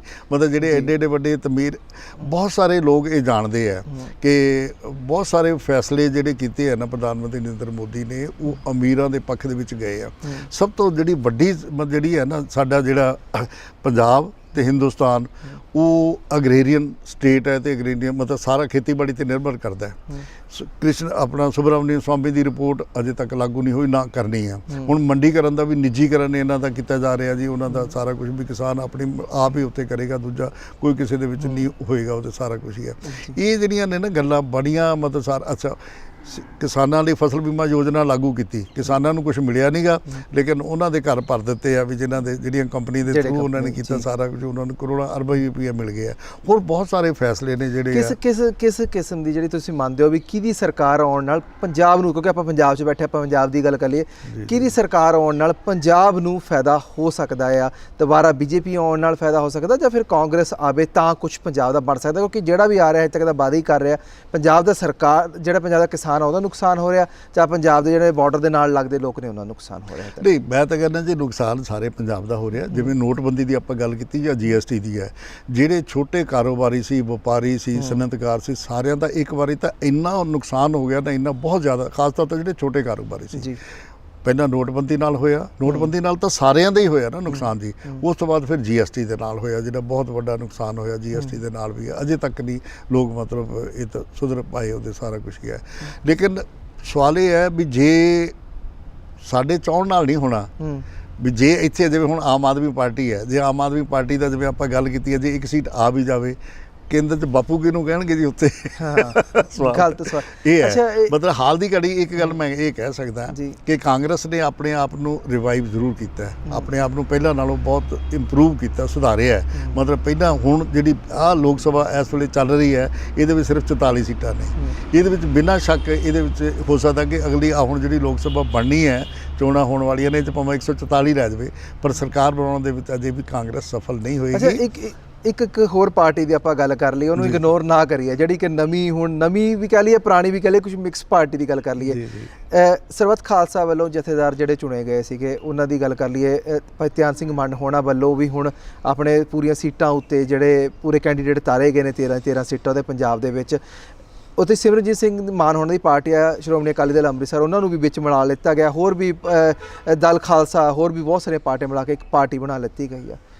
ਕਿ ਕਿਤੇ ਸਟੈਂਡ ਕਰੂ ਪਾਰਟੀ, ਲੱਗਦਾ ਪੰਜਾਬ? ਦੇਖੋ, ਇੱਕੋ ਇੱਕ ਮੌਕਾ ਸੀ ਹੁਣ ਤੱਕ ਦੇ ਚੋਣ ਇਤਿਹਾਸ ਦੇ ਵਿੱਚ, ਉਹ ਸੀਗਾ 1999 ਦੇ ਵਿੱਚ, ਜਦੋਂ ਸਿਮਰਨਜੀਤ ਸਿੰਘ ਮਾਨ ਦੀ ਪਾਰਟੀ ਨਹੀਂ ਵਿੱਚੇ, ਜਿਹੜੇ ਧਿਆਨ ਸਿੰਘ ਮੰਡ ਸੀ ਉਹ ਵੀ ਵਿੱਚੇ ਹੈ, ਤੇ ਉਸ ਵੇਲੇ ਤੁਹਾਨੂੰ ਪਤਾ ਵੀ 13 ਚੋਂ ਕਿੰਨੀਆਂ ਸੀਟਾਂ ਲੈ ਕੇ ਗਏ ਸੀਗੇ। ਸੋ ਇਹ ਹੈ, ਉਸ ਵੇਲੇ ਇੱਕ ਲਹਿਰ ਸੀ। ਲਹਿਰ ਕੀ ਸੀਗੀ? ਸਿਮਰਨਜੀਤ ਸਿੰਘ ਮਾਨ ਦੇ ਹੱਕ ਦੇ ਵਿੱਚ ਨਹੀਂ ਸੀ, ਲਹਿਰ ਕੇਂਦਰ ਸਰਕਾਰ ਦੇ ਖਿਲਾਫ ਸੀ, ਉਹਨਾਂ ਦੇ ਖਿਲਾਫ ਹੈ। ਇਸ ਕਰਕੇ ਲੋਕ ਆਪ ਮੁਹਾਰੇ ਹੈ। ਹੁਣ ਇੱਥੇ ਪੰਜਾਬ ਜਿਹੜੀਆਂ 13 ਸੀਟਾਂ ਨੇ ਸਾਡੀਆਂ ਪੰਜਾਬ ਦੇ ਵਿੱਚ ਲੋਕ ਸਭਾ ਦੀਆਂ, ਇਹਦੇ ਵਿੱਚ ਇੱਥੇ ਜਿਵੇਂ ਮੈਂ ਅੱਗੇ ਕਿਹਾ ਵੀ ਇੱਕ ਜਿਹੜੀ ਲੜਾਈ ਜਿਹੜੀ ਅਨੰਦਪੁਰ ਸਾਹਿਬ ਸੀਟ ਤੋਂ ਤੇ ਹੋਣੀ ਹੈ, ਦੂਜੀ ਲੜਾਈ ਜਿਹੜੀ ਦੇਖਣ ਨੂੰ ਸਾਨੂੰ ਮਿਲ ਸਕਦੀ ਹੈ ਉਹ ਖਡੂਰ ਸਾਹਿਬ ਤੋਂ ਦੇਖਣ ਨੂੰ ਮਿਲੇਗੀ, ਜਿੱਥੇ ਅਕਾਲੀ ਦਲ ਨੇ ਬੀਬੀ ਜਗੀਰ ਕੌਰ ਨੂੰ ਪਹਿਲਾਂ ਹੀ ਭੇਜ ਦਿੱਤਾ ਹੈਗਾ। ਉੱਥੇ ਪਰਮਜੀਤ ਖਾਲੜਾ, ਜਸਵੰਤ ਸਿੰਘ ਖਾਲੜਾ ਦੀ ਜਿਹੜੀ ਵਾਈਫ ਹੈ ਵਿਧਵਾ, ਉਹ ਉੱਥੇ ਮੈਦਾਨ ਦੇ ਵਿੱਚ ਹੈ। ਉਹਨੇ ਆਪਣੀ ਉਹਦੀ ਬੇਟੀ ਹੈ ਕਿਰਨ, ਜੋ ਉਹਨਾਂ ਨੇ ਸਾਰੀ ਮੁਹਿੰਮ ਸ਼ੁਰੂ ਕਰ ਦਿੱਤੀ ਹੋਈ ਹੈ। ਉੱਥੇ ਵੀ ਲੜਾਈ ਦਿਲਚਸਪ ਦੇਖਣ ਨੂੰ ਮਿਲੇਗੀ। ਸੀਟਾਂ ਤਾਂ ਸਾਰੀਆਂ ਹੋਏਗੀ, ਲੇਕਿਨ ਉਹਦੇ ਵਿੱਚ ਕਈ ਵਾਰੀ ਕੋਈ ਚਮਤਕਾਰ ਵੀ ਹੋ ਜਾਂਦੇ, ਇਹਦੇ ਵਿੱਚ ਕੋਈ ਸ਼ੱਕ ਵਾਲੀ ਗੱਲ ਨਹੀਂ ਹੈਗੀ ਹੈ। ਤੇ ਉਹ ਸੀਟ 'ਤੇ ਵੀ ਚਮਤਕਾਰ ਹੋ ਸਕਦਾ, ਜੇ ਮਤਲਬ ਇਸ ਗੱਲ ਦੀ ਸੰਭਾਵਨਾ ਰੱਦ ਨਹੀਂ ਕੀਤੀ ਜਾ ਸਕਦੀ। ਸੋ ਪੰਜਾਬ ਦੇ ਵਿੱਚ ਜਿਹੜਾ ਮੈਂ ਸਮਝਦਾ ਵੀ ਇਹੋ ਜਿਹੀ ਅਜੇ ਤੱਕ ਕੋਈ ਇਹੋ ਜਿਹੀ ਗੱਲ ਨਹੀਂ ਆਈ ਕਿ ਵੀ ਕਾਂਗਰਸ ਨੂੰ ਕੋਈ ਇਸ ਤਰ੍ਹਾਂ ਦਾ ਹੋ ਜੇ ਨੁਕਸਾਨ ਜਿਹੜਾ ਹੋ ਜੇ, ਮੈਂ ਨਹੀਂ ਸਮਝਦਾ। ਅੱਛਾ, 2020 ਦੀ ਰੈਫਰੈਂਡਮ 2020 ਦੀ ਆਪਾਂ ਉਹਦੇ ਵੀ ਥੋੜੀ ਝਾਤ ਮਾਰਨੀ ਜ਼ਰੂਰੀ ਮੈਨੂੰ ਲੱਗਦਾ। ਰੈਫਰੈਂਡਮ 2020 ਦਾ ਕਿੰਨਾ ਕੁ ਅਸਰ ਹੋਊਗਾ ਇਸ ਚੋਣਾਂ ਤੇ, ਖਾਸ ਕਰਕੇ ਪੰਜਾਬ ਦੀਆਂ ਸੀਟਾਂ ਉੱਤੇ? ਨਹੀਂ, ਇਹਨਾਂ ਚੋਣਾਂ ਦੇ ਉੱਤੇ ਉਹਦਾ ਕੋਈ ਜਿਹੜਾ ਬਿਲਕੁਲ ਕੋਈ ਨਾ ਪਰਛਾਵਾਂ, ਨਾ ਕੋਈ ਗੱਲਬਾਤ ਚੱਲ ਰਹੀ ਹੈ, ਨਾ ਕੋਈ ਇੱਥੇ ਹੈ। ਸਿਰਫ ਤੇ ਸਿਰਫ ਇਹਨਾਂ ਨੇ, ਕਿਉਂਕਿ ਉਹਨਾਂ ਵੱਲੋਂ ਇੱਕ ਮੈਸੇਜ ਗੁਰਪ੍ਰੀਤ ਸਿੰਘ ਬੰਦੂ ਵੱਲੋਂ ਮੈਸੇਜ ਵੀ ਦਿੱਤਾ ਗਿਆ ਨਾ ਵੀ ਜਿਹੜਾ ਵੋਟ ਨਾ ਪਾਈ ਜਾਵੇ ਜਾਂ ਇਹਦੇ ਖਿਲਾਫ ਪਾਈ ਜਾਵੇ, ਇਦਾਂ ਕੁਝ ਕਰਕੇ ਮੈਸੇਜ ਵੀ ਆਇਆ ਉਹਨਾਂ ਨੂੰ। ਇਹ ਬਿਲਕੁਲ ਤੁਹਾਡਾ ਠੀਕ ਹੈ। ਕੁਝ ਪਾਰਟੀਆਂ, ਕੁਝ ਧਿਰਾਂ ਜਾਂ ਕੁਝ ਜਿਹੜੇ ਆਗੂ ਨੇ ਸਾਡੇ ਜਿਹੜੇ ਮਤਲਬ ਹੁੰਦੇ ਨੇ ਜਮਾਤ ਦੇ ਵਿੱਚ, ਇਸ ਤਰ੍ਹਾਂ ਸਾਡੇ ਭਾਈਚਾਰੇ ਦੇ ਵਿੱਚ ਹੈ, ਉਹਨਾਂ ਦੀ ਕੋਸ਼ਿਸ਼ ਜ਼ਰੂਰ ਹੈ, ਉਹ ਚਾਹੇ ਇੱਥੇ ਬੈਠੇ ਹੋਣ ਚਾਹੇ ਵਿਦੇਸ਼ਾਂ ਦੇ ਵਿੱਚ ਬੈਠੇ ਹੋਣ, ਇਸ ਮੁਹਿੰਮ ਨੂੰ ਜਾਰੀ ਰੱਖਦੇ ਆ। ਇੱਥੋਂ ਤੱਕ ਕਿ ਮਤਲਬ ਖਾਲਿਸਤਾਨ ਦੇ ਇਹ ਉਹ ਦੂਜਾ ਇੱਥੇ ਵੀ ਚਲਦੀਆਂ ਰਹਿੰਦੀਆਂ ਨੇ, ਆਹ ਫੜ ਲੈ ਦੂਜਾ, ਸਾਰਾ ਕੁਛ ਇਹ ਚਲਦੀਆਂ ਰਹਿੰਦੀਆਂ ਨੇ। ਪਰ ਇਹਨਾਂ ਗੱਲਾਂ ਦਾ ਕੋਈ ਬਹੁਤਾ ਪ੍ਰਭਾਵ ਨਹੀਂ ਪੈਂਦਾ ਹੁੰਦਾ, ਇੱਕ ਅੱਧੇ ਦਿਨ ਦੇ ਵਿੱਚ ਫਿਰ ਲੋਕ ਗੱਲ ਭੁੱਲ ਜਾਂਦੇ ਨੇ। ਸੋ ਰੈਫਰੈਂਡਮ 2020 ਦਾ ਇਹਨਾਂ ਚੋਣਾਂ ਦੇ ਉੱਤੇ ਕੋਈ ਵੀ ਅਸਰ ਬਿਲਕੁਲ ਨਹੀਂ ਹੋਣ ਵਾਲਾ। ਆਪਾਂ ਮੀਡੀਆ ਤੋਂ ਗੱਲ ਸ਼ੁਰੂ ਕੀਤੀ, ਲਾਸਟ 'ਚ ਮੈਂ ਕਹਿੰਦਾ ਮੀਡੀਆ ਤੇ ਹੀ ਆਪਾਂ ਮੁਕਾਈ ਜਾਈਏ ਤਾਂ ਜ਼ਿਆਦਾ ਵਧੀਆ। ਤੇ ਮੀਡੀਆ ਦਾ ਰੋਲ ਕਿੱਦਾਂ ਦਾ ਰਹਿਣਾ ਚਾਹੀਦਾ? ਕਿਉਂਕਿ ਜੈਲੋ ਜਰਨਲਿਜ਼ਮ ਦੀ ਅਸੀਂ ਗੱਲ ਕੀਤੀ, ਉਹ ਵੀ ਹੁੰਦੀ ਹੈ। ਤੁਸੀਂ ਦੱਸ ਰਹੇ ਸੀ ਵੀ ਮੀਡੀਆ ਨੂੰ ਦਬਾਇਆ ਜਾਂਦਾ, ਚਾਹੇ ਉਹ ਡਰਾਇਆ ਜਾਵੇ, ਚਾਹੇ ਖਰੀਦਿਆ ਜਾਵੇ, ਵੇਚਿਆ ਜਾਵੇ, ਸਭ ਕੁਝ ਹੁੰਦਾ। ਹੁਣ ਤੱਕ ਜਿੰਨਾ ਕੁ ਰਿਜ਼ਲਟ ਸਾਹਮਣੇ ਆਇਆ, ਕੁਝ ਕੰਪਨੀਜ਼ ਨੇ ਖੁਲਾਸੇ ਕੀਤੇ ਨੇ, ਕੁਝ ਵੈਬਸਾਈਟ ਨੇ ਖੁਲਾਸੇ ਕੀਤੇ ਨੇ ਵੀ ਬਹੁਤ ਸਾਰੇ ਚੈਨਲ ਨੇ ਜਿਹੜੇ ਮੌਜੂਦਾ ਸਰਕਾਰ ਵੱਲੋਂ ਖਰੀਦੇ ਜਾ ਚੁੱਕੇ ਨੇ ਜਾਂ ਖਰੀਦੇ ਜਾਂਦੇ ਨੇ, ਹੈ ਨਾ, ਤੇ ਉਹਨਾਂ ਨੂੰ ਆਪਣੇ ਹੱਕ 'ਚ ਬੁਲਵਾਇਆ ਜਾਂਦਾ, ਲੌਬਿੰਗ ਤਿਆਰ ਕੀਤੀ ਜਾਂਦੀ, ਸਭ ਕੁਝ ਹੁੰਦਾ ਆ। ਤੇ ਮੀਡੀਆ ਨੂੰ ਹੁਣ ਕਿਵੇਂ ਰੋਲ ਅਦਾ ਕਰਨਾ ਚਾਹੀਦਾ ਤਾਂ ਜੋ ਲੋਕਾਂ ਤੱਕ ਸਹੀ ਤਰੀਕੇ ਨਾਲ? ਦੇਖੋ, ਮੀਡੀਆ ਨੂੰ ਰੋਲ ਤਾਂ ਜਿਹੜਾ ਬਿਲਕੁਲ ਹਾਂ ਪੱਖੇ ਉਸਾਰੂ ਕਰਨਾ ਚਾਹੀਦਾ, ਨਿਰਪੱਖ ਕਰਨਾ ਚਾਹੀਦਾ, ਪਰ ਅਜਿਹਾ ਨਹੀਂ ਹੋ ਰਿਹਾ। ਮੈਂ ਜੇ ਆਪਾਂ ਨੇਸ਼ਨ ਦੀ ਗੱਲ ਛੱਡ ਵੀ ਦਈਏ, ਇਹ ਤੁਸੀਂ ਬਿਲਕੁਲ ਇਹਦੇ ਵਿੱਚ ਕੋਈ 1% ਵੀ ਸ਼ੱਕ ਵਾਲੀ ਗੁੰਜਾਇਸ਼ ਨਹੀਂ ਕਿ ਬਹੁਤਾ ਮੀਡੀਆ, ਖਾਸ ਤੌਰ ਤੇ ਨੈਸ਼ਨਲ ਮੀਡੀਆ ਜਿਹੜਾ ਜਾਂ ਇਲੈਕਟ੍ਰੋਨਿਕ ਮੀਡੀਆ ਜਿਹੜਾ ਹੈਗਾ, ਪ੍ਰਿੰਟ ਮੀਡੀਆ ਦੀ ਮੈਂ ਗੱਲ ਨਹੀਂ ਕਰਦਾ। ਪ੍ਰਿੰਟ ਮੀਡੀਆ ਦੇ ਵਿੱਚ ਅਜੇ ਵੀ ਤਵਾਜ਼ਨ ਹੈਗਾ, ਅਜੇ ਵੀ ਸੰਤੁਲਨ ਹੈਗਾ, ਅਜੇ ਵੀ ਕਿਤੇ ਸਾਰਾ ਕੁਝ ਨਹੀਂ ਮਤਲਬ ਜਿਹੜਾ ਗੁਆਚ ਗਿਆ ਜਾਂ ਖਰਾਬ ਨਹੀਂ ਹੋਇਆ ਹੈਗਾ। ਲੇਕਿਨ ਇਲੈਕਟ੍ਰੋਨਿਕ ਮੀਡੀਆ ਦੇ ਵਿੱਚ ਬਹੁਤ ਸਾਰਾ ਜਿਹੜਾ ਮੀਡੀਆ ਹੈ, ਕਈ ਤਾਂ ਉਹਨੂੰ ਕਹਿੰਦੇ ਮੋਦੀ ਮੀਡੀਆ ਨੇ ਜੀ। ਮਤਲਬ ਇੱਕ ਦੋ ਚੈਨਲਾਂ ਦੇ ਜੇ ਆਪਾਂ ਨਾਂ ਵੀ ਲੈ ਲਈਏ ਤਾਂ ਮਤਲਬ ਕੋਈ ਉਹਦੇ ਵਿੱਚ ਨਹੀਂ ਨਾ ਗਵਾਰਾ ਨਹੀਂ ਹੋਏਗਾ, ਪਰ ਆਪਾਂ ਨਾਂ ਨਹੀਂ ਲੈਣਾ, ਕਿਸੇ ਦਾ ਵੀ ਨਹੀਂ ਲੈਣਾ। ਚੋਣ ਇਲੈਕਸ਼ਨ ਕਮਿਸ਼ਨ ਨੇ ਜਿਹੜਾ ਹੈਗਾ ਨਾ ਸਾਡਾ, ਉਹਨਾਂ ਨੇ ਜਿਹੜੀਆਂ ਪੇਡ ਖਬਰਾਂ, ਮੁੱਲ ਦੀਆਂ ਖਬਰਾਂ ਤੇ ਪਾਬੰਦੀ ਲਾਈ ਹੋਈ ਹੈ। ਲੇਕਿਨ ਕਿਉਂਕਿ ਮੈਂ ਮੀਡੀਆ ਨਾਲ ਪਿਛਲੇ 40 ਸਾਲਾਂ ਤੋਂ 4 ਦਹਾਕਿਆਂ ਤੋਂ ਜੁੜਿਆ ਹੋਇਆ, ਖਾਸ ਤੌਰ ਤੇ ਜ਼ਿਆਦਾ ਸਮਾਂ ਪ੍ਰਿੰਟ ਮੀਡੀਆ ਦੇ ਵਿੱਚ ਰਿਹਾ, ਮੈਂ ਇਹ ਦੇਖਿਆ ਕਿ ਖਬਰਾਂ ਲਈ ਯਾਨੀ ਕਿ ਪੇਡ ਨਿਊਜ਼ ਕਿਵੇਂ ਕੀਤੀ ਜਾਂਦੀ ਹੈ। ਉਹਦੇ ਤਾਂ ਇਹ ਹੈ ਕਿ ਸਫੇ ਦੇ ਸਫੇ ਹੀ ਮਤਲਬ ਜਿਹੜੇ ਖਰੀਦ ਲੈ ਜਾਂਦੇ ਆ ਉਹਨਾਂ ਨੂੰ ਇਹ ਦਿੱਤਾ ਜਾਂਦਾ ਵੀ ਆਹ ਤੁਹਾਡੀ ਆਹ ਸਪੇਸ ਹੈ। ਉਹ ਲਾਉਣੀਆਂ ਖਬਰਾਂ ਦੇ ਰੂਪ ਦੇ ਵਿੱਚ ਹੈ, ਬਿਲਕੁਲ ਖਬਰ ਦੇ ਰੂਪ ਚ ਹੋਊਗੀ, ਲੇਕਿਨ ਖਬਰ ਕੌਣ ਹੈ? ਜਿਹੜਾ ਉਹਦਾ PRO ਹੈ, ਜਿਹੜਾ ਕੈਂਡੀਡੇਟ ਦਾ, ਉਹ ਬਣਾ ਕੇ ਖਬਰ ਭੇਜੂਗਾ ਵੀ ਇੱਥੇ ਇੱਥੇ ਸਾਡੇ ਹੋਈ ਬੜੀ ਹੋ ਗਈ ਜੇ। ਕਿਉਂਕਿ ਆਪਾਂ ਵੀ ਜੇ ਉਹਦੀ ਐਗਜ਼ਾਮਪਲ ਮੈਂ ਥੋੜੀ ਜੀ ਜਿਹੜੇ ਸ਼ੇਅਰ ਕਰਾਂ ਦਰਸ਼ਕਾਂ ਨਾਲ ਵੀ, ਕਿਉਂਕਿ ਜਦ ਪ੍ਰਿਯੰਕਾ ਗਾਂਧੀ ਉਹਨਾਂ ਨੂੰ ਲੈ ਕੇ ਆਏ ਨੇ ਤਾਂ ਉਹ ਖਬਰ ਨੂੰ ਰੋਕਣ ਲਈ ਮੋਦੀ ਸਰਕਾਰ ਵੱਲੋਂ ਇੱਕ ਆਪਣੀ ਐਡਵਰਟਾਈਜ਼ਮੈਂਟ ਫਰੰਟ ਪੇਜ ਤੇ ਦੇ ਦਿੱਤੀ ਗਈ ਸਾਰੇ ਅਖਬਾਰਾਂ ਤੇ ਵੀ ਉਹ ਐਡ ਦਿਖੇ ਤੇ ਉਹ ਖਬਰ ਸੈਕੰਡ ਪੇਜ ਤੇ ਚੱਲ ਜਾਵੇ, ਉਹਨੂੰ ਰੋਕਣ ਦਾ ਉਹ ਇੱਕ ਮੀਡੀਆ ਦਾ। ਮੈਂ ਉਹੀ ਕਿਹਾ ਵੀ ਮੀਡੀਆ ਦਾ ਰੋਲ ਤਾਂ ਹਾਂ ਪੱਖੀ ਉਸਾਰੂ ਚਾਹੀਦਾ, ਪਰ ਅਜਿਹਾ ਕੁਝ ਨਹੀਂ ਹੈ। ਕਿਉਂਕਿ ਇੱਕ ਤਾਂ ਇਹ ਹੈ ਕਿ ਅੱਜ ਕੱਲ੍ਹ ਇਹਦੇ ਉੱਤੇ ਬਹੁਤ ਮਤਲਬ ਜਿਹੜਾ ਹੈ ਨਾ ਕਾਸਟ ਆਫ ਪ੍ਰੋਡਕਸ਼ਨ ਜਿਹੜੀ ਹੈ, ਹੁਣ ਜਿਹੜਾ ਆਪਾਂ ਜੇ ਅਖਬਾਰਾਂ ਦੀ ਪ੍ਰਿੰਟ ਮੀਡੀਆ ਦੀ ਗੱਲ ਕਰ ਰਹੀਏ, ਇੱਕ ਅਖਬਾਰ 4 ਜਾਂ 5 ਰੁਪਏ ਦਾ, ਵੱਧ ਤੋਂ ਵੱਧ 5 ਰੁਪਏ ਦਾ ਵਿਕਦਾ ਹੈਗਾ, ਲੇਕਿਨ ਉਹਦੀ ਕਾਸਟ ਆਫ ਪ੍ਰੋਡਕਸ਼ਨ ਜਿਹੜੀ ਹੈ, ਜਿਹੜੇ ਜ਼ਿਆਦਾ ਅਖਬਾਰ ਜਿਹੜੇ ਜ਼ਿਆਦਾ ਸਰਕੂਲੇਸ਼ਨ ਵਾਲੇ ਲੱਖਾਂ ਦੀ ਗਿਣਤੀ ਦੇ ਵਿੱਚ ਹੈ, ਉਹਦੀ ਕਾਸਟ ਉਦੋਂ ਜ਼ਿਆਦਾ ਆਉਂਦੀ ਹੈ। ਪੈਸੇ ਕਿੱਥੋਂ ਮਿਲਦੇ ਨੇ? ਇਸ਼ਤਿਹਾਰਾਂ ਦੇ ਵਿੱਚੋਂ ਮਿਲਦੇ ਨੇ, ਤੇ ਇਸ਼ਤਿਹਾਰਾਂ ਲਈ ਸਭ ਤੋਂ ਵੱਡਾ ਜਿਹੜਾ ਮੌਕਾ ਹੁੰਦਾ ਇਹਨਾਂ ਚੋਣਾਂ ਦਾ ਹੁੰਦਾ ਜੀ। ਉਹਨੂੰ ਜਦੋਂ ਉਹ ਤਾਂ ਮੈਂ ਦੱਸਿਆ, ਮੈਂ ਇੱਕ ਬੜੀ ਦਿਲਚਸਪ ਜੀ ਗੱਲ ਹੈ, ਮੈਂ ਕਿਸੇ ਅਖਬਾਰ ਦਾ ਨਾਂ ਨਹੀਂ ਲੈਣਾ। ਇੱਕ ਪਾਰਟੀ ਹਮੇਸ਼ਾ ਸਾਡੀ ਜਿਹੜੀ ਹੈਗੀ ਆ ਵੀ ਉਮੀਦਵਾਰ ਪਹਿਲਾਂ ਐਲਾਨਣ ਦੇ ਵਿੱਚ ਮਤਲਬ ਮੂਹਰੀ ਰਹੀ ਹੈ, ਉਹ ਅਕਾਲੀ ਦਲ ਹੈ। ਮੁੱਖ ਦੀ ਗੱਲ ਕਰੀਏਗਾ ਫਿਲਮ ਦਾ ਡਾਇਲੌਗ ਹੈ ਵੀ ਗੰਦਾ ਹੈ ਪਰ ਧੰਦਾ ਹੈ। ਹਾਂ ਬਸ ਗੰਦਾ ਹੈ ਪਰ ਧੰਦਾ ਹੈ, ਕਿਉਂਕਿ ਸੋ ਮੈਨੂੰ ਲੱਗਦਾ ਜਿਹੜਾ ਹੁਣ ਸਮਾਂ ਜ਼ਿਆਦਾ ਇਜਾਜ਼ਤ ਨਹੀਂ ਦਿੰਦਾ, ਤੁਹਾਡੇ ਨਾਲ ਬੜੀਆਂ ਵਧੀਆ ਅੱਜ ਜਿਹੜੀਆਂ ਗੱਲਾਂ ਕੀਤੀਆਂ, ਤੁਹਾਡਾ ਬਹੁਤ ਦਿਲੋਂ ਧੰਨਵਾਦ ਹੈ। ਤੁਸੀਂ ਬੜੇ ਜਿਹੜੇ ਪੁਆਇੰਟ ਸੀ ਅੱਜ ਖਾਸ ਕਰਕੇ ਇਲੈਕਸ਼ਨ ਦੇ ਤੇ ਮੀਡੀਆ ਦੇ ਰੋਲ ਦੇ ਤੁਸੀਂ ਉਜਾਗਰ ਕੀਤੇ ਆ ਸਰ, ਤੁਹਾਡਾ ਬਹੁਤ ਜ਼ਿਆਦਾ ਧੰਨਵਾਦ ਹੈ। Thank you. ਸ਼ੁਕਰੀਆ ਆਸ਼ਿਕ ਜੀ। ਮੈਂ ਤਾਂ ਇਸ ਤੁਹਾਡੇ ਚੈਨਲ ਦੇ TV ਦੇ ਕੋਲੋਂ ਤੇ ਜੇ ਸਿਆਸਤਦਾਨਾਂ ਕੋਲੋਂ ਜੇ ਕਿਸੇ ਦਾ ਨਾਂ ਲੈ ਕੇ ਕੋਈ ਇਹੋ ਜਿਹੀ ਗੱਲ ਕਹਿ ਜੀ ਹੋਵੇ ਤਾਂ ਮੈਂ ਉਹਨਾਂ ਤੋਂ ਵੀ ਖਿਮਾ ਦਾ ਜਾਚ ਸਕਾਂ। ਬਹੁਤ ਬਹੁਤ ਸ਼ੁਕਰੀਆ ਮੌਕਾ ਦੇਣ ਲਈ। Thank you very much. So ਪਿਆਰੇ ਦਰਸ਼ਕੋ, ਉਮੀਦ ਕਰਦੇ ਹਾਂ ਕਿ ਤੁਹਾਨੂੰ ਜਿਹੜੀ ਸਾਡੀ ਇਹ ਇੰਟਰਵਿਊ ਜਿਹੜੀ ਪਸੰਦ ਆਈ ਹੋਵੇਗੀ। ਅਸੀਂ ਖਾਸ ਕਰਕੇ ਅੱਜ ਇਹ ਇੰਟਰਵਿਊ ਦਾ ਸਾਡਾ ਮਕਸਦ ਇਹੀ ਸੀ ਕਿ ਪੱਤਰਕਾਰੀ ਜਿਹੜੇ ਪੱਖ ਤੋਂ ਵੀ ਦੇਖਿਆ ਜਾਵੇ ਇਸ ਇਲੈਕਸ਼ਨ ਨੂੰ, ਕਿਉਂਕਿ ਅਸੀਂ ਲੀਡਰਾਂ ਨਾਲ ਤਾਂ ਜ਼ਰੂਰ ਗੱਲ ਕਰਦੇ ਹਾਂ, ਲੀਡਰਾਂ ਦੇ ਪੱਖ ਤੋਂ ਜ਼ਰੂਰ ਦੇਖਦੇ ਹਾਂ, ਪਰ ਪੱਤਰਕਾਰੀ ਪੱਖ ਤੋਂ ਵੀ ਦੇਖਣਾ ਜ਼ਰੂਰੀ ਹੈ, ਕਿਉਂਕਿ ਅੱਜ ਕੱਲ੍ਹ ਇਹ ਇਲਜ਼ਾਮ ਮੀਡੀਆ ਉੱਤੇ ਖਾਸ ਕਰਕੇ ਲੱਗਦੇ ਨੇ ਕਿ ਮੀਡੀਆ ਜਿਹੜਾ ਹੁਣ ਵਿਕਾਊ ਹੋ ਚੁੱਕਿਆ। ਬਹੁਤ ਸਾਰਾ ਮੀਡੀਆ ਵਿਕਾਊ ਬੇਸ਼ੱਕ ਅਸੀਂ ਕਹਿ ਸਕਦੇ ਹਾਂ, ਪਰ ਸਾਰਾ ਮੀਡੀਆ ਵਿਕਾਊ ਨਹੀਂ, ਹਰ ਪੱਤਰਕਾਰ ਵਿਕਾਊ ਨਹੀਂ। ਹਰ ਪੱਤਰਕਾਰ ਜਿਹੜਾ ਆਪਣਾ ਫਰਜ਼ ਸਮਝਦਾ ਹੈ ਵੀ ਉਸਨੇ ਕਿਸ ਤਰ੍ਹਾਂ ਜਿਹੜੇ ਖਬਰ ਨੂੰ ਤੁਹਾਡੇ ਤੱਕ ਲੈ ਕੇ ਆਉਣਾ ਹੈ। ਸੋ ਅਸੀਂ ਵੀ ਇਸੇ ਤਰ੍ਹਾਂ ਆਪਣਾ ਸ਼ੋਅ ਲੈ ਕੇ ਆਏ ਸੀ ਤੁਹਾਡੇ ਅੱਗੇ। ਉਮੀਦ ਕਰਦੇ ਹਾਂ ਕਿ ਤੁਹਾਨੂੰ ਜਿਹੜਾ ਸਾਡਾ ਅੱਜ ਦਾ ਸ਼ੋਅ ਪਸੰਦ ਆਇਆ ਹੋਵੇਗਾ। ਹੁਣ ਮੈਨੂੰ ਜਸਪ੍ਰੀਤ ਸਿੰਘ ਆਸ਼ਕ ਨੂੰ ਦੇ ਇਜਾਜ਼ਤ। ਧੰਨਵਾਦ।